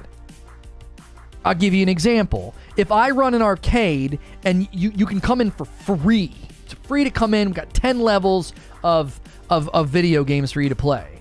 It's totally free. Come on in. Admission is free. What do you got to do? You got to pay for each individual game. You're going to run out of quarters real fast.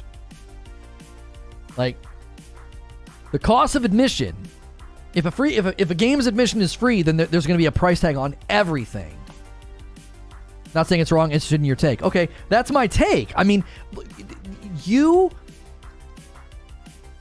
have to look at the minute a game's admission is free, getting in is free, the entire structure of the game's revenue subsidization, what the frick is the word? Their revenue stream structure cannot be traditional, because playing a game for free is not traditional. It's not. It's like, look at the size and the substance of Path of Exile. It's free. It's free to play. They're gonna get out their little pricing gun. Just, you're gonna put a price on everything. How can they not? Like, how else are they supposed to subsidize the game? There's no subscription fee, no entrance cost. Where's the money coming from? How are you keeping the lights on? How are you adding more? How are you adding more content? Like, this is one of the reasons why people get on the greed line of thinking, and these companies are so greedy, and all they want is your money. Yeah, that's what they want. They want your money. And I'm happy to give it to them if the game is good. I want game companies that make games that I enjoy. I want them to make buckets of cash, because that motivates them to just, hey, this is a very profitable project. Let's keep doing it. If they're barely making margins, do you think they're going to keep banking on that project? You think Amazon's going to keep backing New World funding and marketing and production if they're like if the margins are razor thin? No, they're like, you're not making any money. That's why I think they're going to be selling. Amazon's going to sell Twitch eventually. They just wanted the tech. They already have buckets of cash. You're not understanding necessarily what I'm saying. So, have you ever watched the show Shark Tank? Because that's a fair pushback, even if it's inaccurate, Trevor. It's not an unfair pushback, but here's why it's inaccurate. You watch Shark Tank and you watch Mark Cuban back a product, okay? Mark Cuban has, more money than some, leaders of countries, okay? So, when he backs it, do you think he cares if he makes a poor return on it? He's like, that's fine, I have tons of money. No. He has people probably analyzing cost and benefit and margins on everything he backs. And I guarantee you, he pulls funding on stuff if he ain't making the money.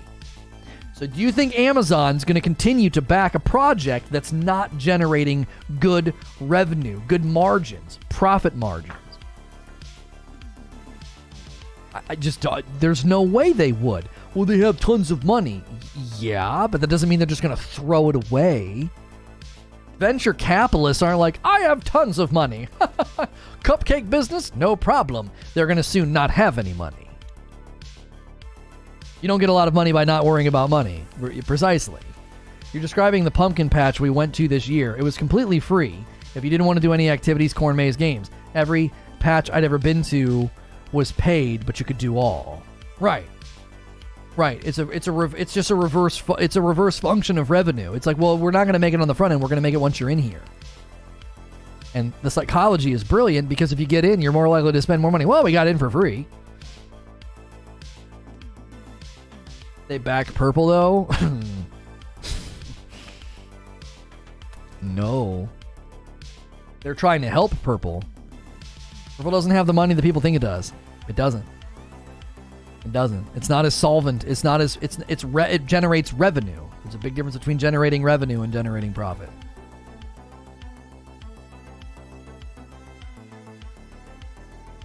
The whole frozen alarm clock incident cracked you up? Yeah, that was pretty funny. We knew we weren't going to make any money on that video because of the Disney song. I think it's bull because it's a 30-second video and the song is, 20 seconds, whatever. The Disney doesn't mess around. The mouse doesn't play. The mouse doesn't play. It's a joke. Just calm down. Telling me to calm down is not a very it's not a very proven road to take. It's a very short road with a cliff at the end of it. I don't know why you're telling me to calm down. It didn't seem like you were telling a joke. There are plenty of people that push back on my notions about Purple and my notions about Amazon wanting to cut it. Amazon itself, Purple's a division of Amazon. Each division of the company has to be able to make money. Right, they're all projects. Like, Amazon was very vocal about this in 2019. They weren't making the ad revenue from the platform that they wanted to see. What has happened every year since that? What's happened? Monetize. Every feature that gets added to the Purple platform is designed to make money. Do you think that they did that by accident? Do you think that they did that because they're just greedy? No, it's because the platform is not as profitable as everybody thinks. Why do you think have you ever seen them expand their staff? Look at the viewership trends. Look at the revenue that platform generates. Why aren't they expanding staff? Why don't you have more community liaisons? Why don't you have more partner managers? Why don't you have a full court press? Where's the expansion? I see developers expanding because their games are successful and they want to invest in them. You can see that. That platform is so understaffed. It's ill-prepared. Like, the people they have working for them, there are so many people that should not be in the positions that they're in. That's because they either fell upwards into it or they're willing to take the meager pay. And obviously, Disguised Toast, I think he knew what he was doing. I think he knew what he was doing when he said, yeah, their offers were always pretty low. Well, look where he just ended up going back to. He just went back to purple. So I think he was flexing a little bit to be like, yeah, these other platforms offered me way more money, and purple's offers were always significantly lower. Well, I mean, purple, it probably came back and said, well, we'll pay you a little bit more, and they're the indigenous platform. So he's able to make probably way more in the paid subs and ad revenue because the viewership funnel's healthier over there. So sure, their guaranteed pay is lower, but the money you can make. The money you can make over there on subs and ad revenue, that viewership funnel it's just so easy when you're his size especially. So, they long term, I just don't see that platform, doing that well. They're not growing, they're not investing, they don't seem to be expanding. They seem to be limping by and trying to make as much money as they possibly can, which to me means they want their valuation to be high. It's like when a company gets bought out and then gets gutted. Why do they do that? They do it to shrink cost so valuation goes up. So if a company is generating $1 million, you immediately make the company's valuation go up if you go in and just remove redundancies. We got 2 people doing this, fire one. Anytime there's a redundancy, fire, lay off. You take the staff down to 60 to 70% of its size, and suddenly that $1 million a year looks way better because your operating costs just went way down. And then this happened to my dad's company. They buy the company, gut it, downsize it, valuation goes up, and then they sell it to somebody else. It's like house flipping, but but in the opposite. They don't go in and improve the house. They go in and gut it and then sell it. And so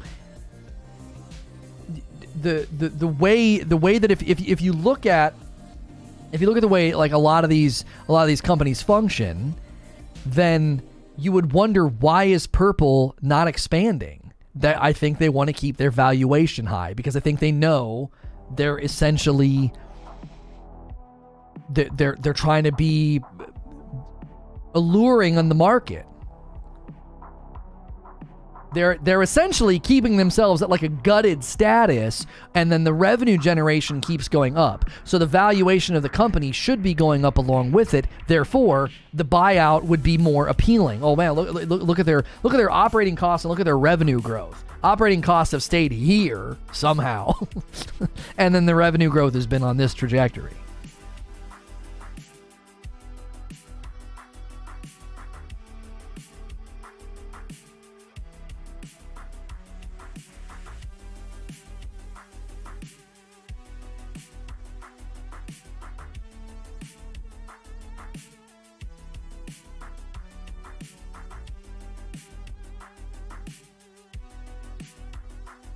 Not always. I work for a company that grew out of its current parent company's comfort zone. I'm not saying it's universal. What I'm saying is symptomatically, so when my dad's company got bought and they gutted it to make the valuation go up so they could sell it back, they could sell it to somebody else. You can look at that and say, okay, that's symptomatic of a company that's trying to raise its valuation. And if you look at Purple, the Purple platform, all signs point to they're trying to raise their valuation.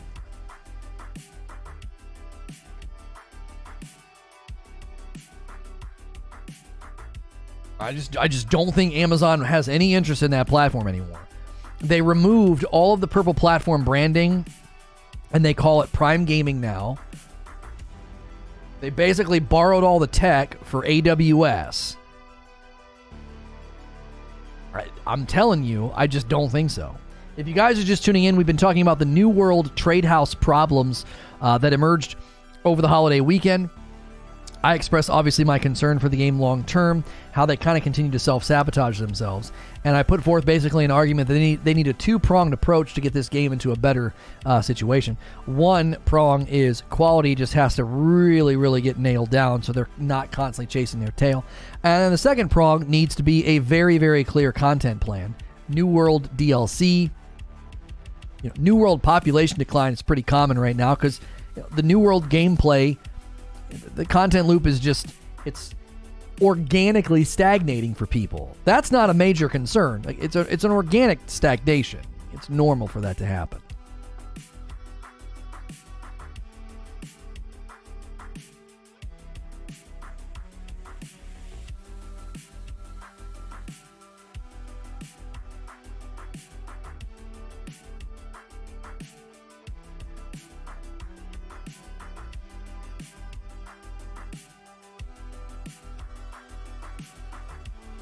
Amazon was smart. They would make New World super cheap. I mean, it already is cheap comparatively. It's $40, and didn't they just recently have it on sale? It is. The entrance price for New World is actually not super expensive. The idea of free transmog doesn't fit within the framework for non-sub games. Yeah, I think to circle back to the debate you guys have been kind of continuing to have,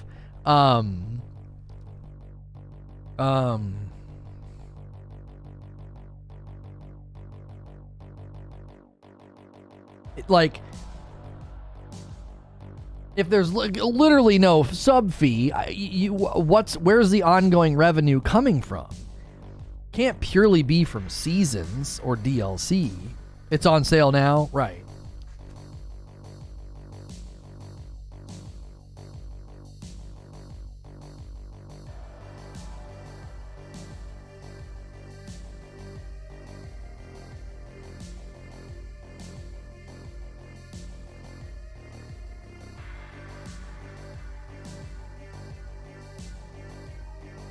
Need a decent PC to play it. Yeah, one of the barriers for this game is not on console, you know. I still think they're going to pull a Black Desert Online. It's going to end up on console with good controller support. It's just going to take time.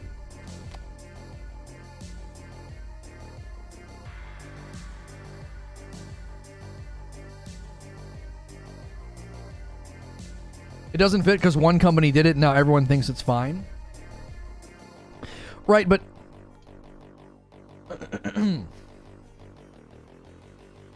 but that's a cynical way to look at it, right? So I think a more logical or sensible way to look at it is it's a solution for a problem. If you have an ongoing game without a sub fee, how do you make money?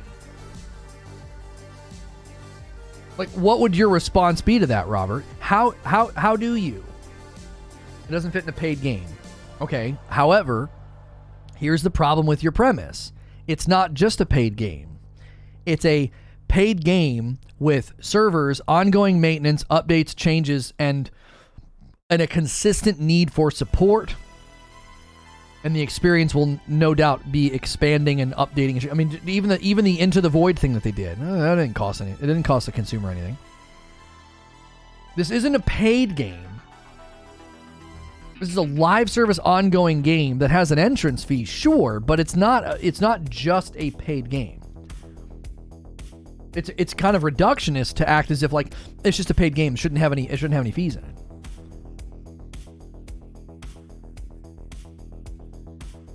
It's organically stagnating. The problem Amazon has is it isn't normal to be stagnating this quickly after release. I actually don't agree with that because this is not a traditional MMO.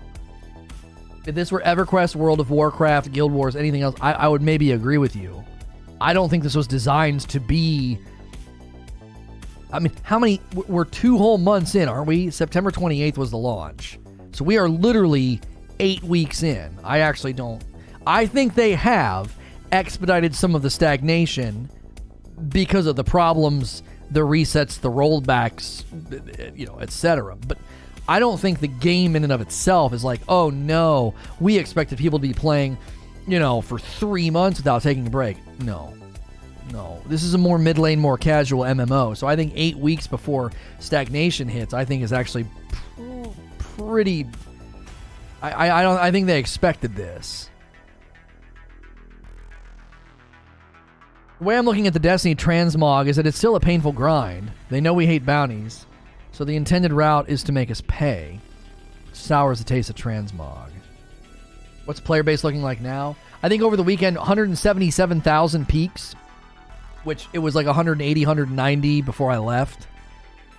What game are we talking about? New World.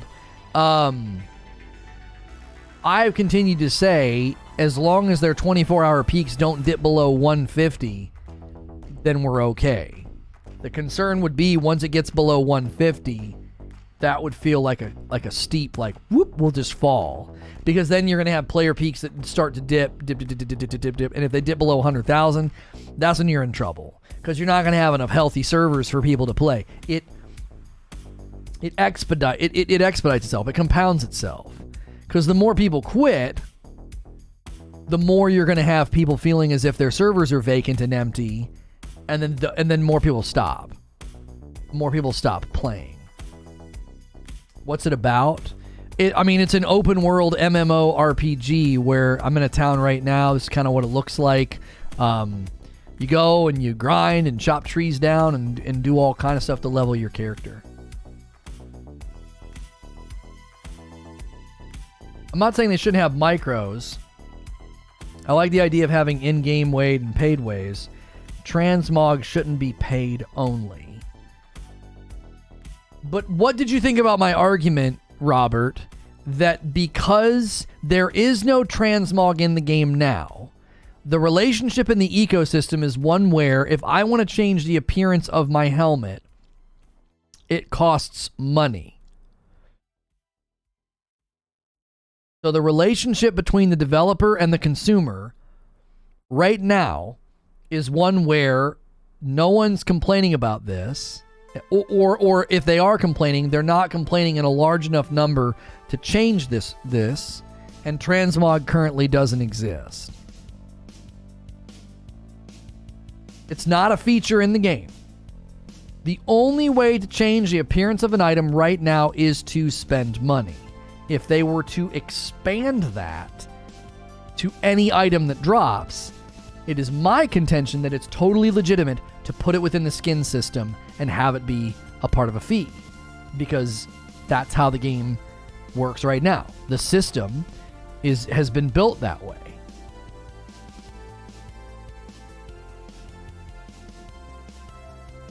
The relationship only from loot that doesn't drop, right? I'm not sure what you mean by that. You can buy that skin and then apply it to anything that drops.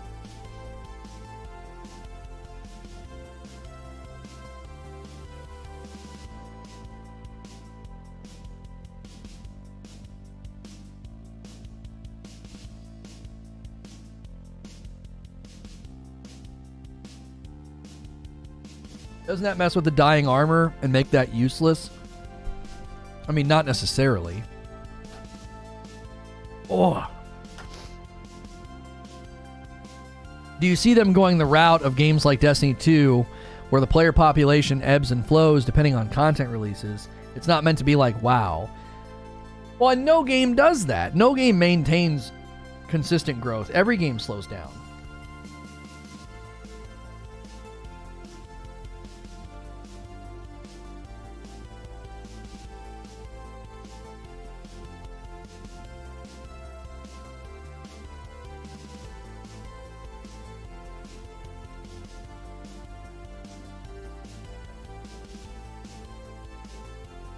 So I don't think they're concerned about ups and downs in the player base.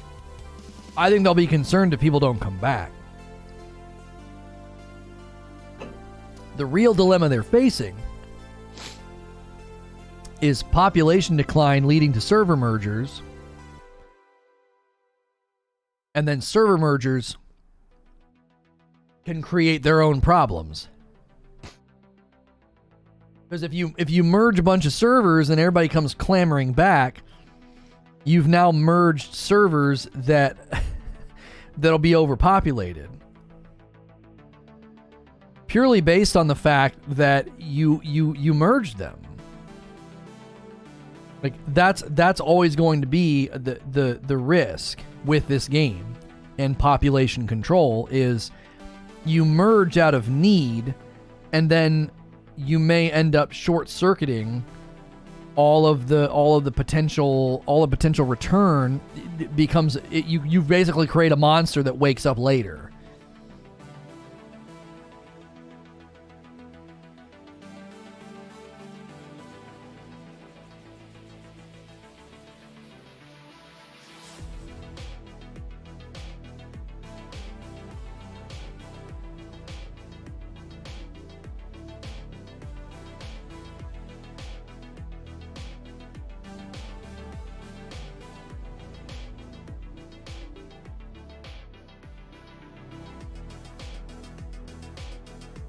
I think we were still talking set rules in an environment where every game is different. Yeah, if you were to go back and watch when I pushed back against Ashen and I pulled up the skin system and talked about the trust relationship that currently exists in the game, I essentially said that every game is different. Every organic relationship between community and developer, you cannot apply rigidity to that. It doesn't work because every game and every relationship is different. Baseline for me is Guild Wars 2. It's a similar entry point, and that game does have paid transmog per charge, but you get a ton of charges. It's not like Lono system at all. Well, hear me say this. I'm not arguing for specifics. I'm just arguing for the idea. Does that make sense? Like, I don't care how they do it. If they're uber generous, Ashen, bully for everybody, because then a small amount of money would give you a large amount of freedom. I'm just saying, in general, let me do it. I don't care how much they make or how much they charge me. Obviously, we wouldn't want it to be exorbitant. We don't want it to go in that direction. But if it goes in the direction of being, like, extremely generous, you're not going to hear me complain about that. Oh, they should be charging me more, or, oh, I shouldn't get this many charges. I mean, I think I pushed back a little bit on, like, what you said, like 100 charges for like $1. I was like, what the frick? Like, they're gonna make $1 and then that's it. Like, you'll never spend another dime. Like, how 100 charges? You see, your suggestion about like the 100 for $1 just seemed extreme to me. I don't care either way. I just want it in the game.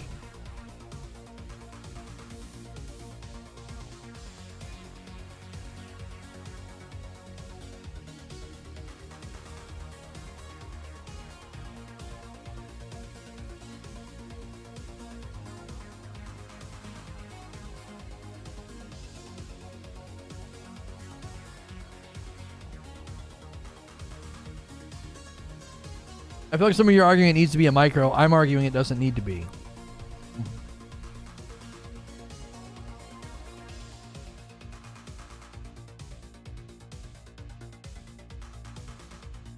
Here's why it needs to be a micro. I'll actually explain why I think that.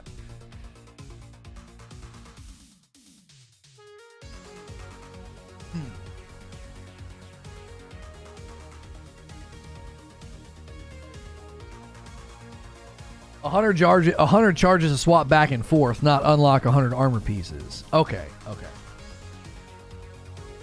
Okay, Robert. I think it's a fair question. Why should it be a microtransaction? I'll tell you why. One of the primary ways they make their money right now, ongoing, and this is important for the life of the game and the servers and the maintenance and everything else, okay? One of the very important aspects of that is the store, okay? So if I go into the store right now, right, and I see all of this stuff, okay? If tomorrow they let me turn anything I wanted for free into a skin, any item that drops, any armor piece, whatever, that inadvertently harms, devalues, and maybe even cannibalizes this entire storefront.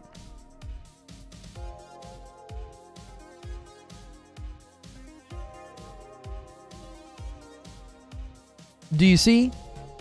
Like, why am I going to come in here and buy this fire and brimstone?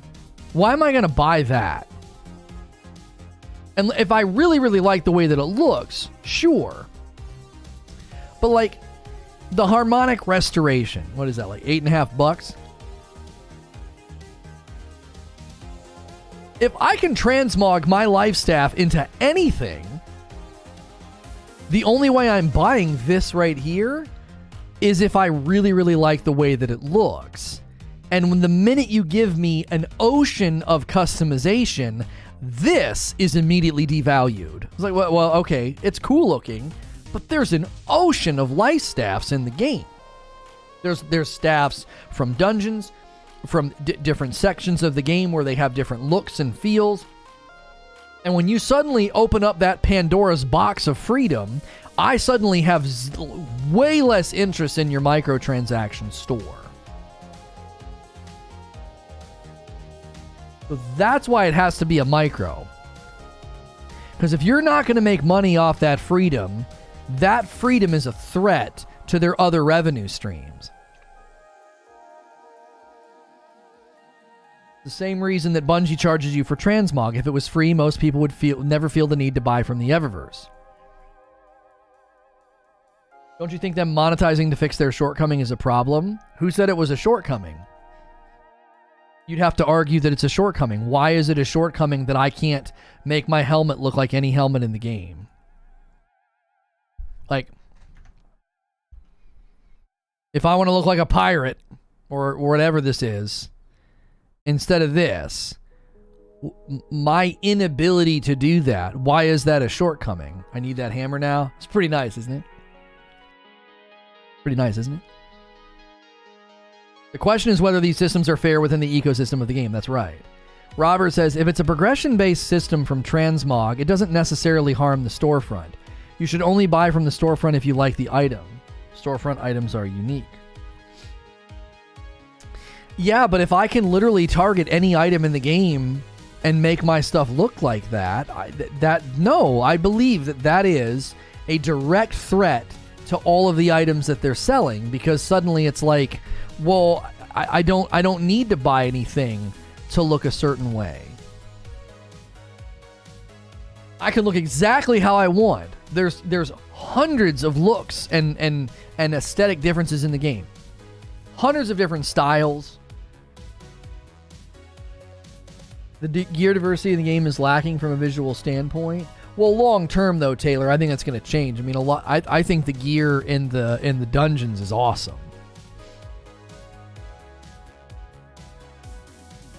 Intentional design, not a shortcoming. Right, like it's not a shortcoming that they don't let you transmog right now.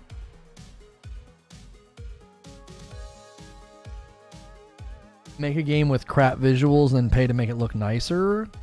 That's a false equivalency, because you're basically saying make a game with bad quality and pay to improve the quality.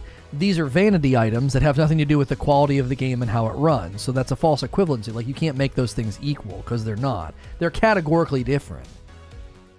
It's a shortcoming because it's an RPG expression of oneself as part of connecting them with the player character. Cosmetics being implemented, to real money transactions is inherently a detriment. Unfortunately, your opinion is not illegitimate. It's a legitimate opinion to say that, but it's not going to sway the ecosystem if the relationship between the community at large and the developer is allowing for it. Do you see? You're totally within your right to hold that opinion. Your opinion on it is not even false. You're not overstating it and being entitled and whiny about it. You're being very, very fair and logical. But the relationship between the consumer and the developer is one where if the trust is there and the systems built are not hated and rejected, then your opinion isn't going to change anything. That's not me dismissing your opinion. I'm simply showing you that your opinion lacks power if it's not shared by enough people. It would most definitely kill the store if transmog was free. That's my position. I believe transmog being free would kill the vanity store, because it then becomes way, way too easy to customize your look. And think of it this way, like, then you only have to get the item once. Like, you go get these items from the dungeon and then that's over. You got your gear, you got your crafted gear, your whatever gear that's like really, really high level, and you can just make yourself look however you want.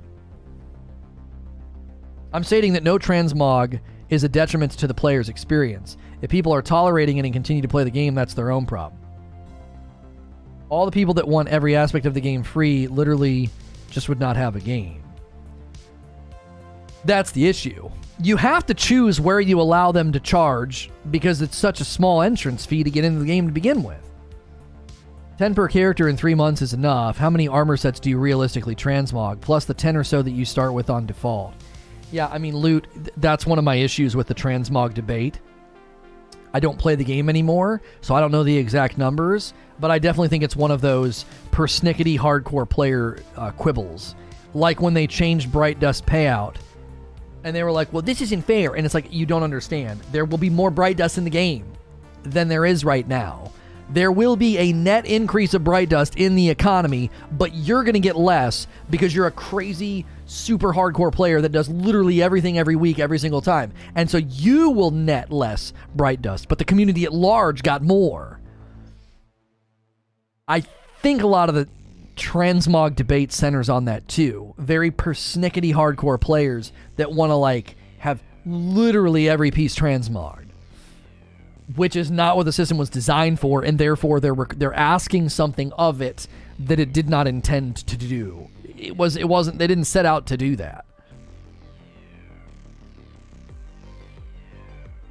I don't know enough, but that's my 30,000 foot observation. What I know of the Destiny community, how I know they tick and how they think and how they handle the Bright Dust situation, I think it's likely the same thing is happening with the transmog situation. Your desires are not wrong, but your desires are not shared by the many, and are therefore you're not going to get what you're asking. There's immense value in being able to keep your look without grinding that piece over and over and not having to worry about breaking your builds. I've said this from the beginning. Amazon Games not implementing subscription for an MMO was a poor business decision. Design philosophy after that has shown they are trying to recoup that missed revenue. Where are they trying to recoup that revenue, Ilarian? The game is discounted, and they haven't put very many items in the store. The store is there, but it's not. Where do you see that happening? I need examples, because I don't see what you're saying. So much value that people push against it being monetized. Right. Absolutely charge for special vanity items, but to monetize the full system isn't cool, in my opinion. Yeah, we're on opposite ends on it. That's the facts. We're on opposite ends. I'm on the end where I'm happy to get an item, turn it into a vanity item, and that costing me money. Because instead of buying a vanity item, I'm creating one. Similar transaction, slightly different, more personalized result. Yeah, I don't like all your helmets. I think your helmets are ugly. Right? Like, if I go in here and I go to armor skins and I say that I think the helmets that are in here are ugly, okay? I don't like the sets. I don't like the full sets. I don't even know if they do. Did they do individual pieces? I don't know if they do. No, these are full sets. Okay.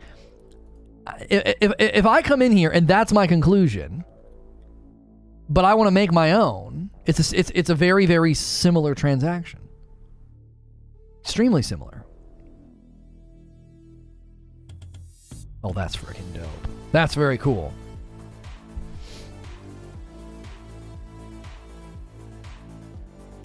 Because to me, I see them as being in the same category. I know you don't, and that's fine. That's fine. That's totally fine. I see it as being in the same category. I can buy a cosmetic, but then I'm limited to their tastes. I'm limited to the developer's tastes and what they design. If you allow me to create my own vanity items, then there is no limit. It's based on my taste and preferences, and that's why I'm willing to spend money. Can you mix and match pieces? Yeah, because you can go to each individual item and change the skin.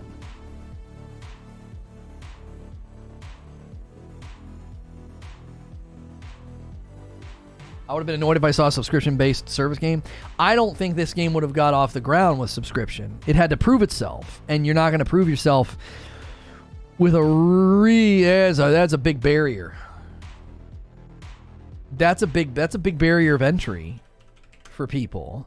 As soon as people see a subscription, they're like, I don't know, And then all it takes, couple reviews that aren't so glowing, couple of vids from Asmongold, and then people are like, yeah, I'd sit that one out, I'd sit that one out. I wouldn't mess with that one.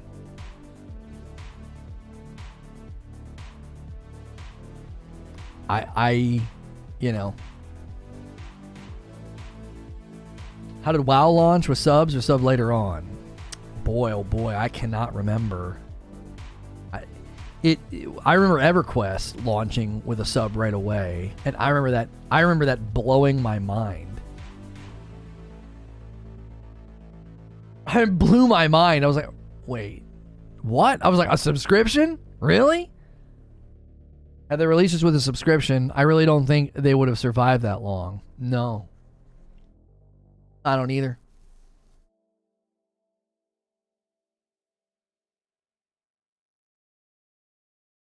Yeah, I don't either. I think it would have. Especially considering, you know, the server queues wouldn't have been a problem. That's for sure. That's for sure. If it would have launched with a subscription fee, it would have been a very, very, you know, low amount of interest from people that have been like, well, yeah, I'll see if it's any good. You know, the biggest mistake EverQuest made was free to play. Oh, they switched EverQuest to free to play? I did not realize that. Huh. I didn't realize that. That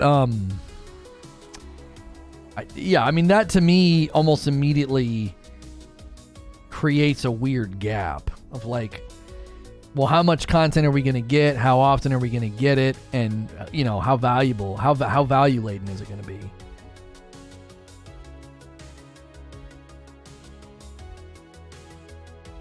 I admit I love transmog systems, and I changed gear looks a lot in WoW Final Fantasy, so monetizing it feels weird, but I understand them needing the revenue.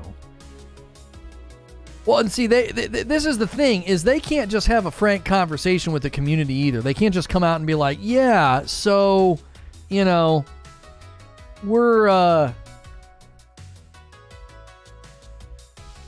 you know, we got to make money. We got to make money somewhere, so, you know, we're not charging you a subscription fee. We're adding content and weapons, and, you know, we're going to be expanding the game, and we're not going to charge you for that. So we got to make money on this transmog system. Well, those kind of frank conversations, they go over like a lead balloon with, you know, the modern gamer. Because the modern gamer is going to be like, we don't care if you need money. Like, you know. I think it's totally fair. This game launching with a subscription time to play would have been a disaster. However, ESO has a decent model I think people would be okay with. Well, and you have to understand something. ESO's model has changed a lot over the course of its life.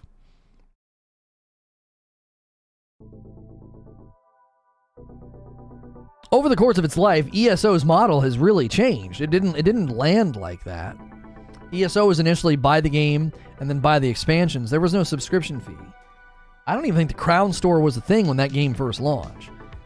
Crown Store came later. And then the subscription part of it, I don't even know if that came when the Crown Store came. You know, I'm not clear on it, but I don't think it launched with any of that.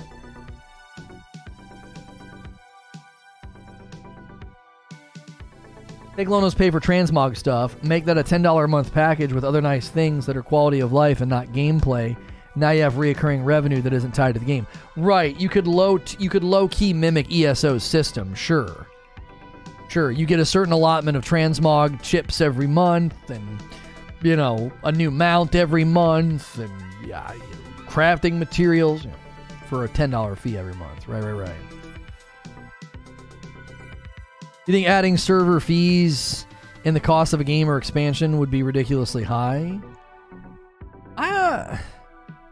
Subscription was at launch? Wait, ESO had a Crown Store with subscription at launch? Is that true? Final Fantasy 14 system is get buckjet, get charge prism, spend prism to turn helmet into the bucket. Oh, get a bucket. I understand. Even EverQuest was when you got a new expansion, you got all the expansions and didn't pay for free except the latest 2 out. Huh. The idea is we don't reinvent the wheel. We learn from industry standards instead of all staring at square one. Right.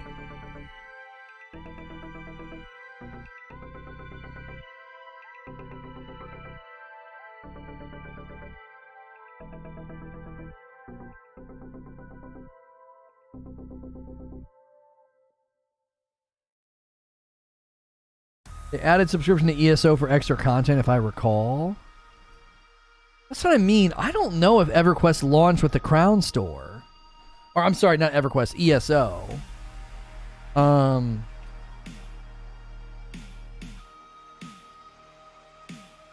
ESO Crown Store was added when?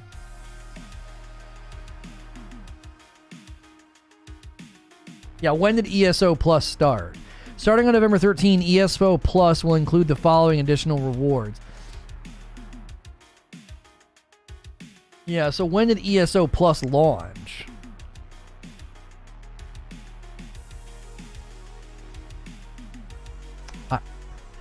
Yeah, that would be the real question. I just don't think they had that when it launched.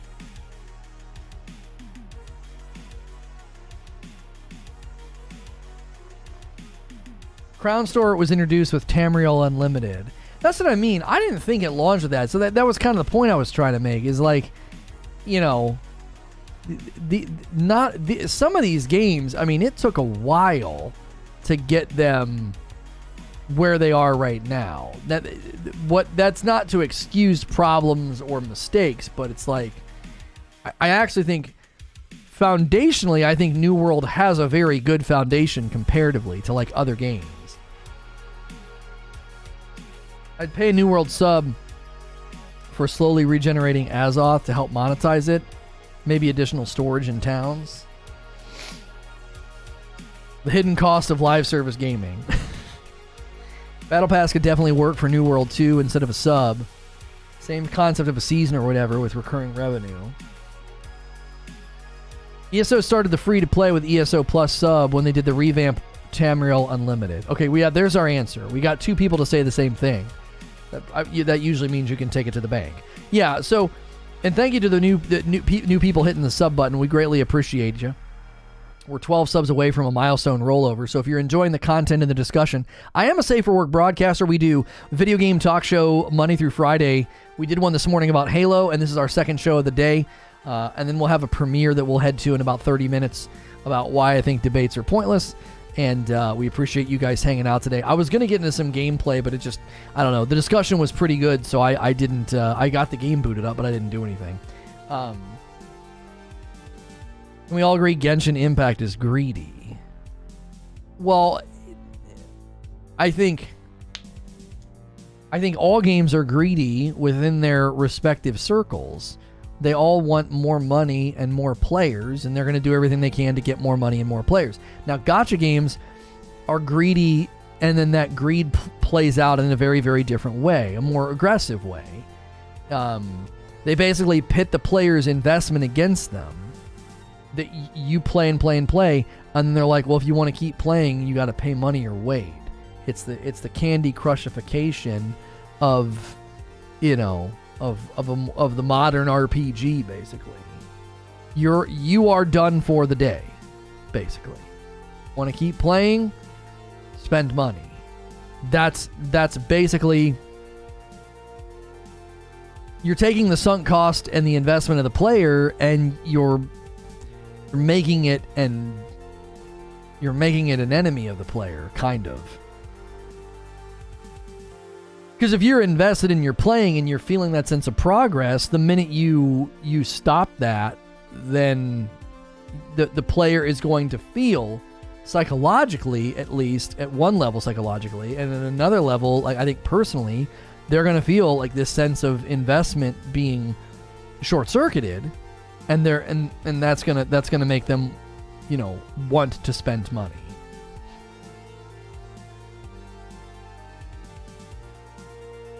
That's how I look at it.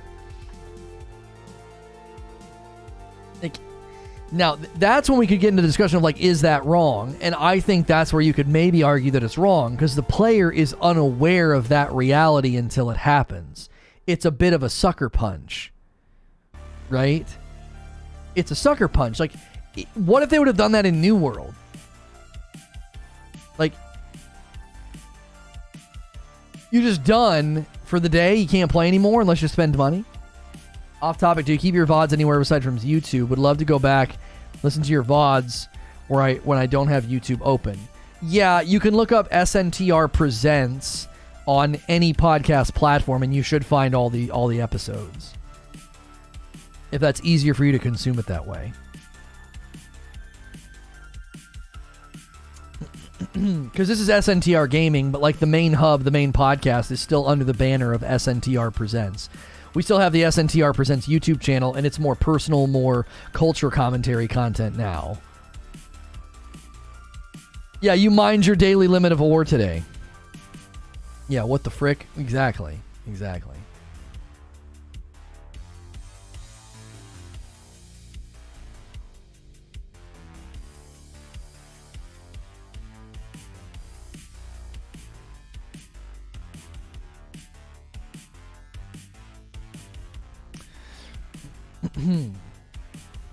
You're able to play ESO without a sub. The ESO Crown Store sub is optional, yes. However, the crafting bag is like so intrinsic to the experience. It's like so necessary for a good experience. I don't think you could argue. I don't think people care because the value, you get so much value for the money, right? You get so much value for the monthly subscription. So nobody cares that it's arguably kind of necessary, right? Like nobody takes issue with it because they feel like, well, I get so much money or so much worth out of it. Then who cares? If you feel like you're getting a bundle of a value deal, it's like Fortnite sub versus a WoW sub. Yeah, because there are definitely people that do the Fortnite Battle Pass and they have zero doubt in their mind that they're getting their money's worth. Like they don't care. They're like, well, what? And a lot of people, I know my nephews do this. My nephews buy the Fortnite Battle Pass, and then they use the the V-Bucks. They use the V-Bucks that comes in it to buy the next one. They just float it to the next. Now, the average person isn't doing that in Fortnite. But the savvy and the self-controlled can basically, consistently, buy the next Battle Pass. So there are ways to do it, and I think people think in a similar way about the ESO Crown subscription. I think they look at it and say, it's fine because I'm getting so much value, even though it feels inherently necessary. That's okay. I'm getting so much for the money. And the gameplay itself, it's not like people are doing it and they loathe the gameplay. They like the gameplay. They're like, ESO's fun. The reason I prefer DLCs and paid seasons is that they are more marketable compared to a subscription. It's clearer. Value is clearer. It's more one-to-one. Yeah. It's a lot more one-to-one.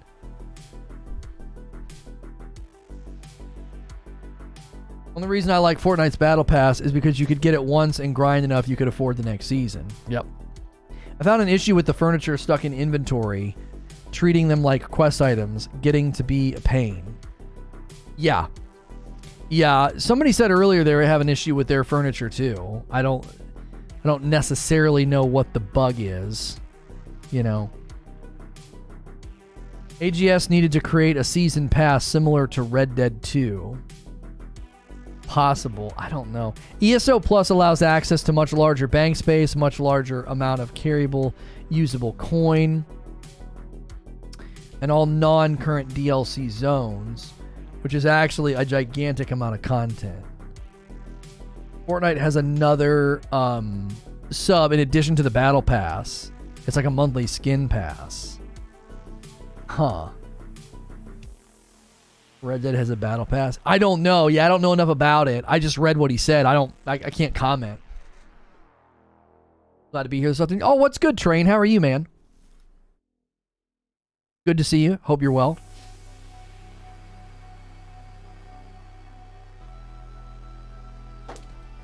A display of my flippy hair. Yeah.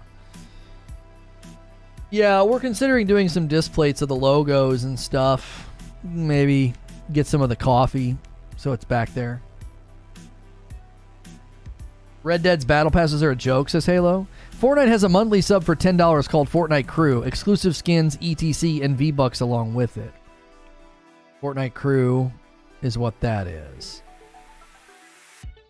So they basically continue to they've continued to find ways to monetize. Is okay? Well, I mean that makes sense. What's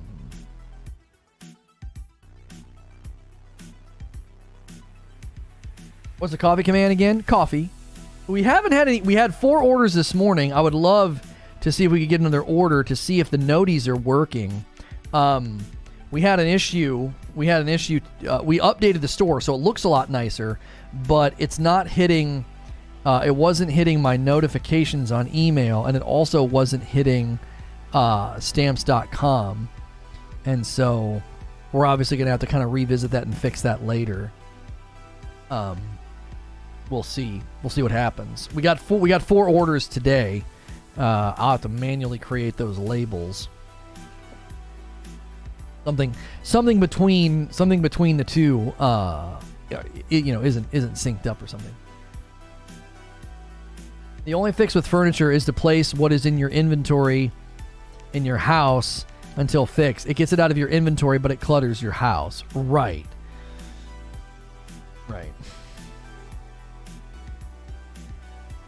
Good talks today. Thank you, Robert. Yeah, today was pretty good. I'm enjoying the talk show more and more. Really have been. My son is 8, and it makes sense for us to buy the crew pass each month. Right. Oh yeah. For a parent, I'm sure it is. I'm sure it's very, very worth the money.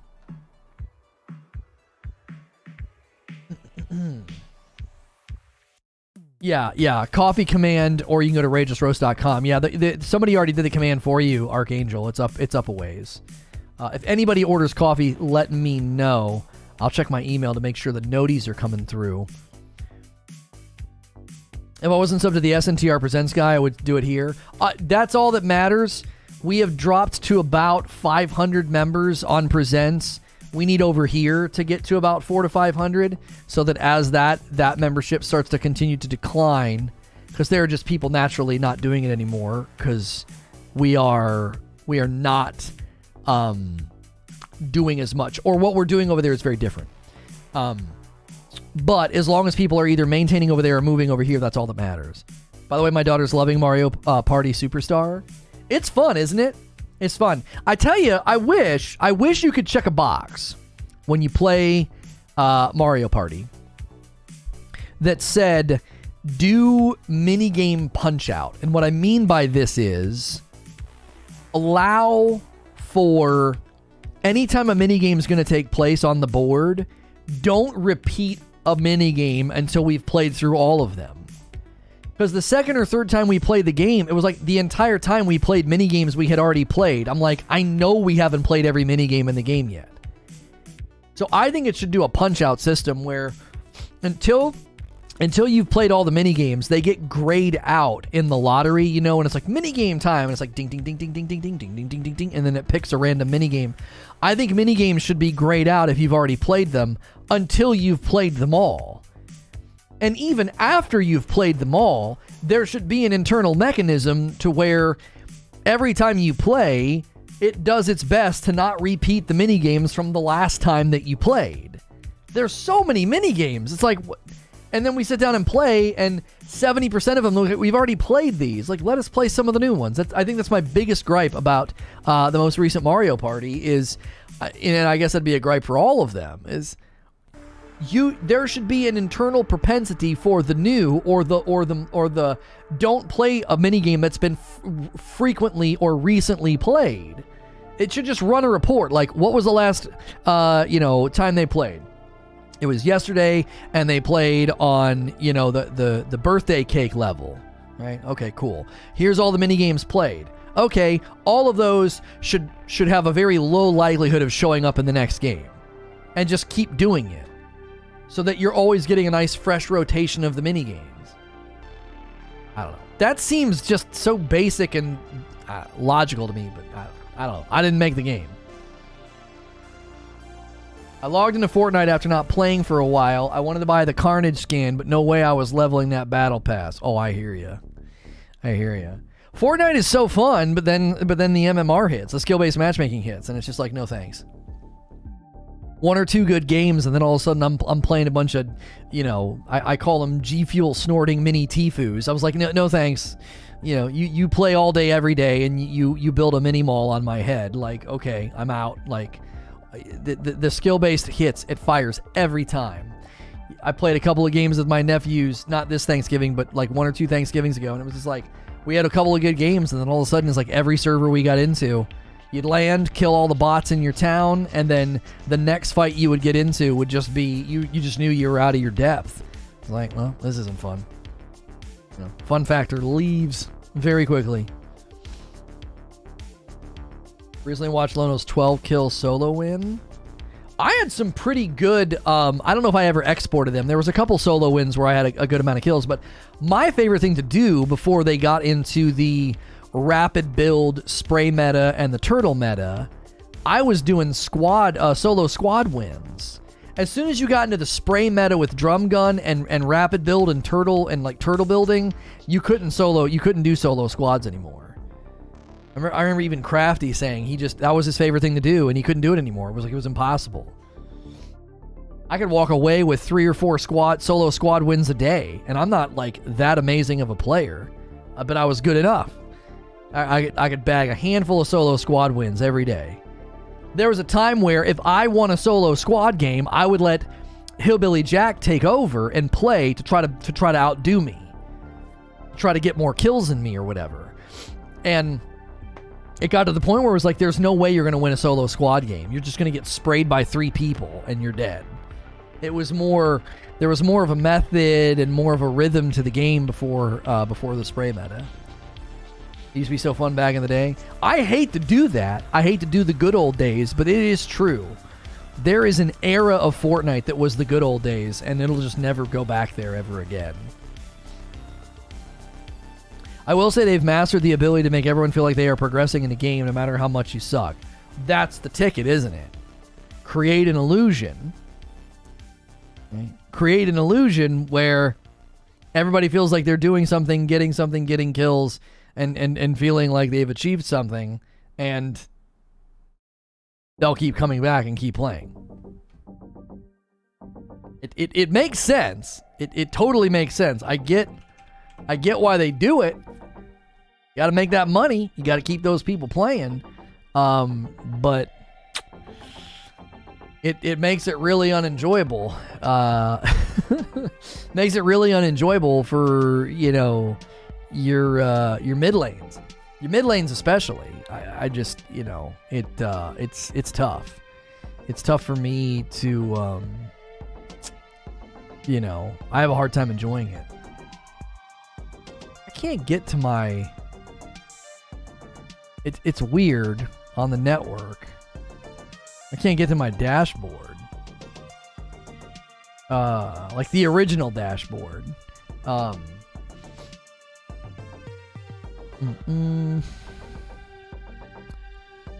Where's that login? Presents, repeat theater, dashboard. Yeah.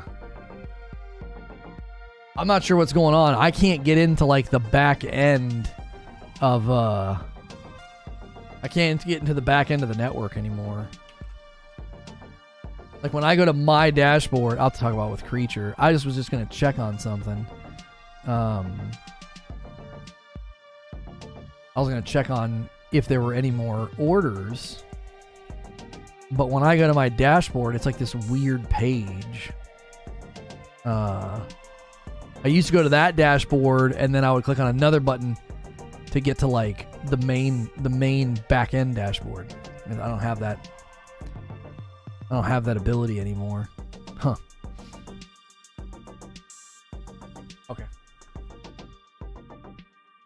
Tilted Towers was the most awesome bad thing for the game. So fun, but so dry everywhere else. Yeah, Tilted Towers ruined the game's rhythm. It killed the mid game. The Fortnite mid game died on the altar of Tilted Towers. Lono's losing his touch getting in the back end. I am, apparently.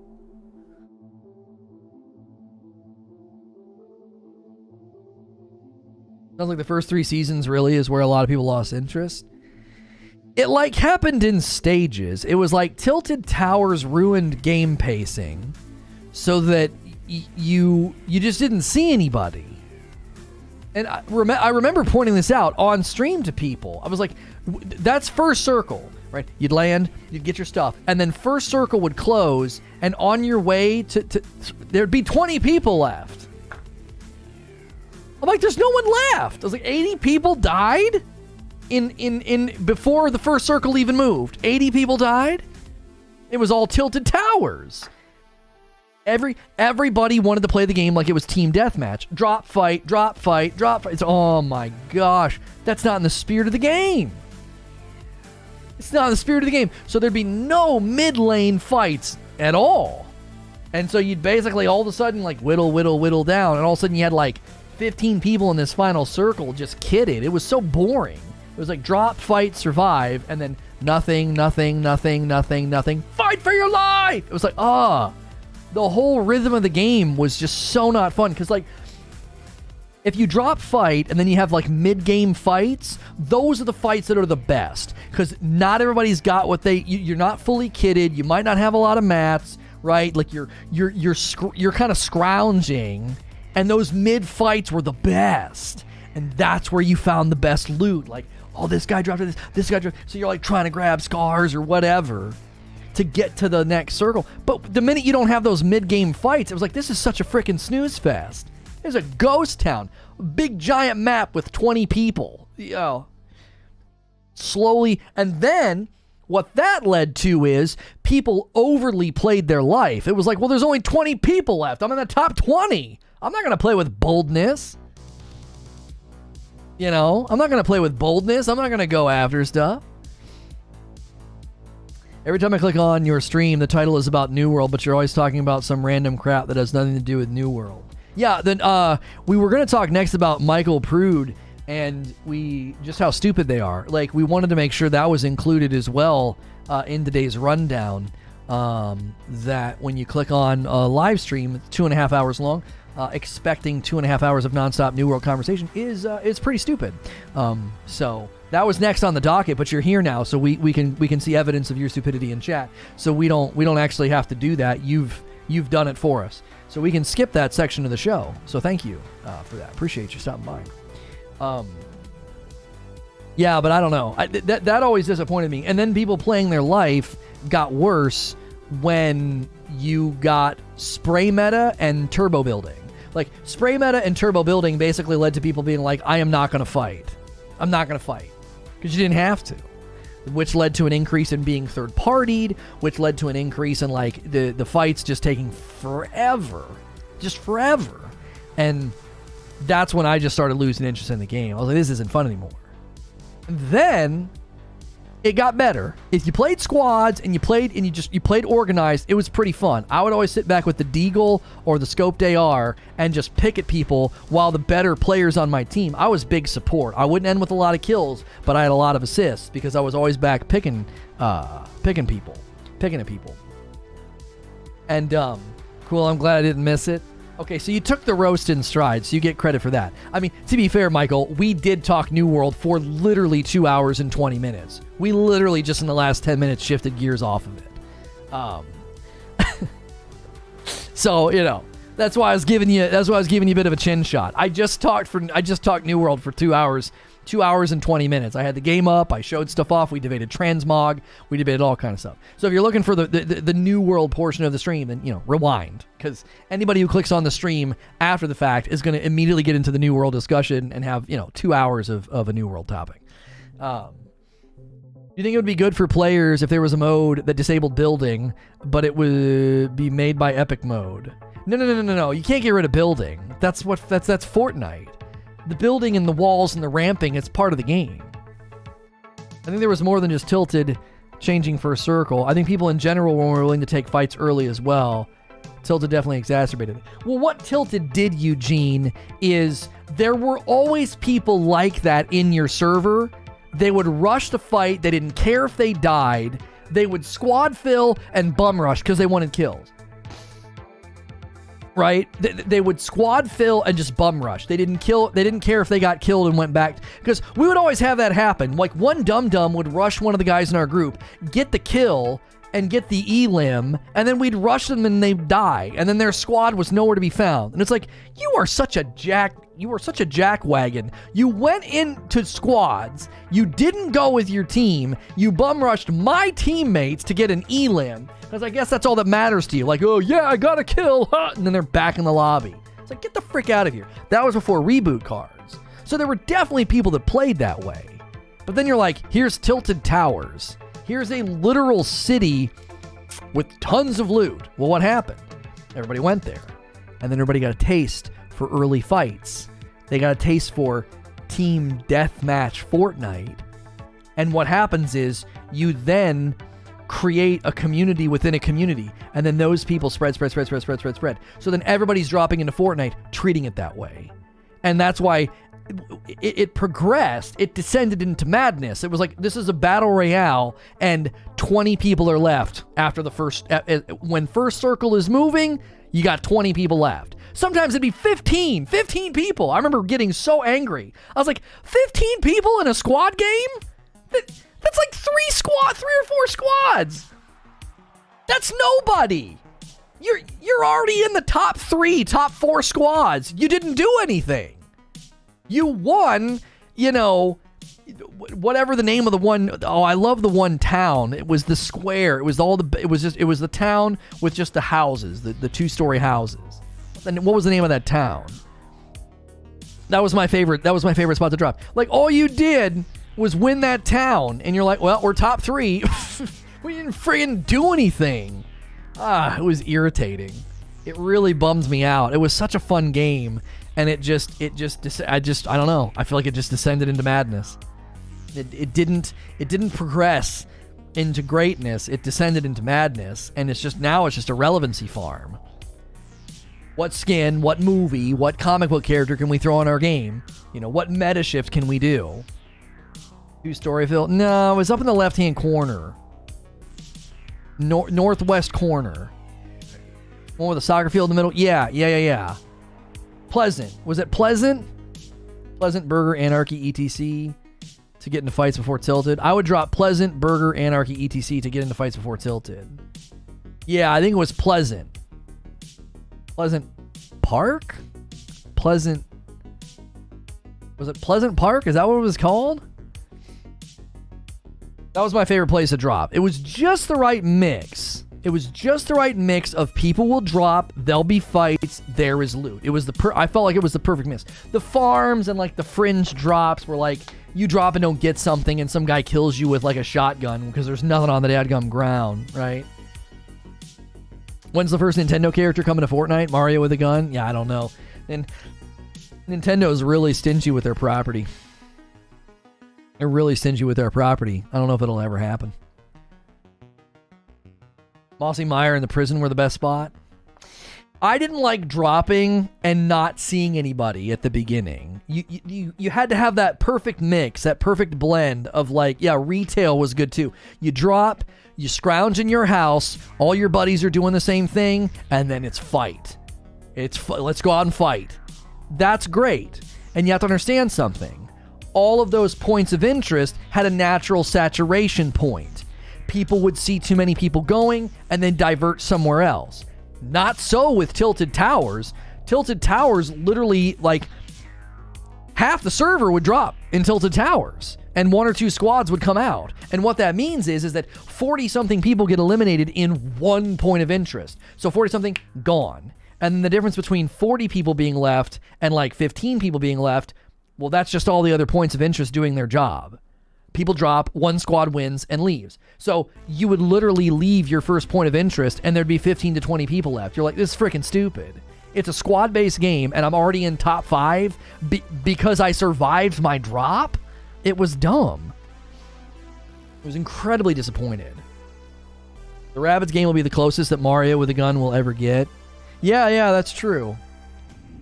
That is true. He does have guns in the Rabbids game.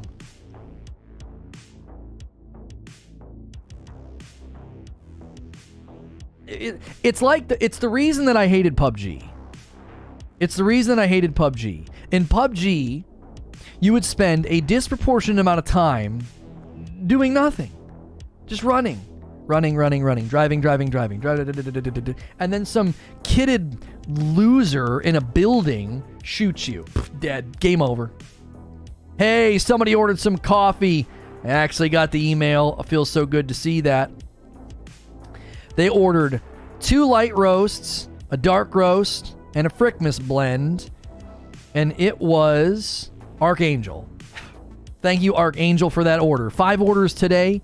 It's good to come back, and good to come back and have 5 orders that quickly. So thank you so much for that.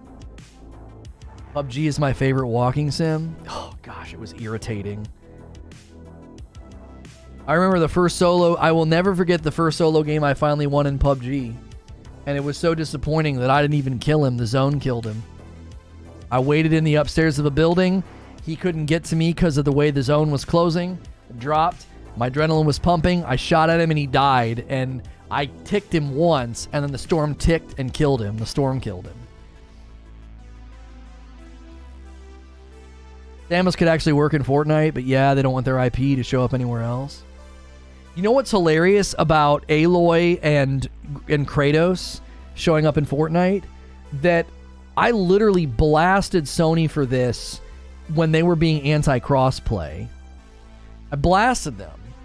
I said, you literally have property and characters that would be perfect to sell skins and pickaxes in the Fortnite store.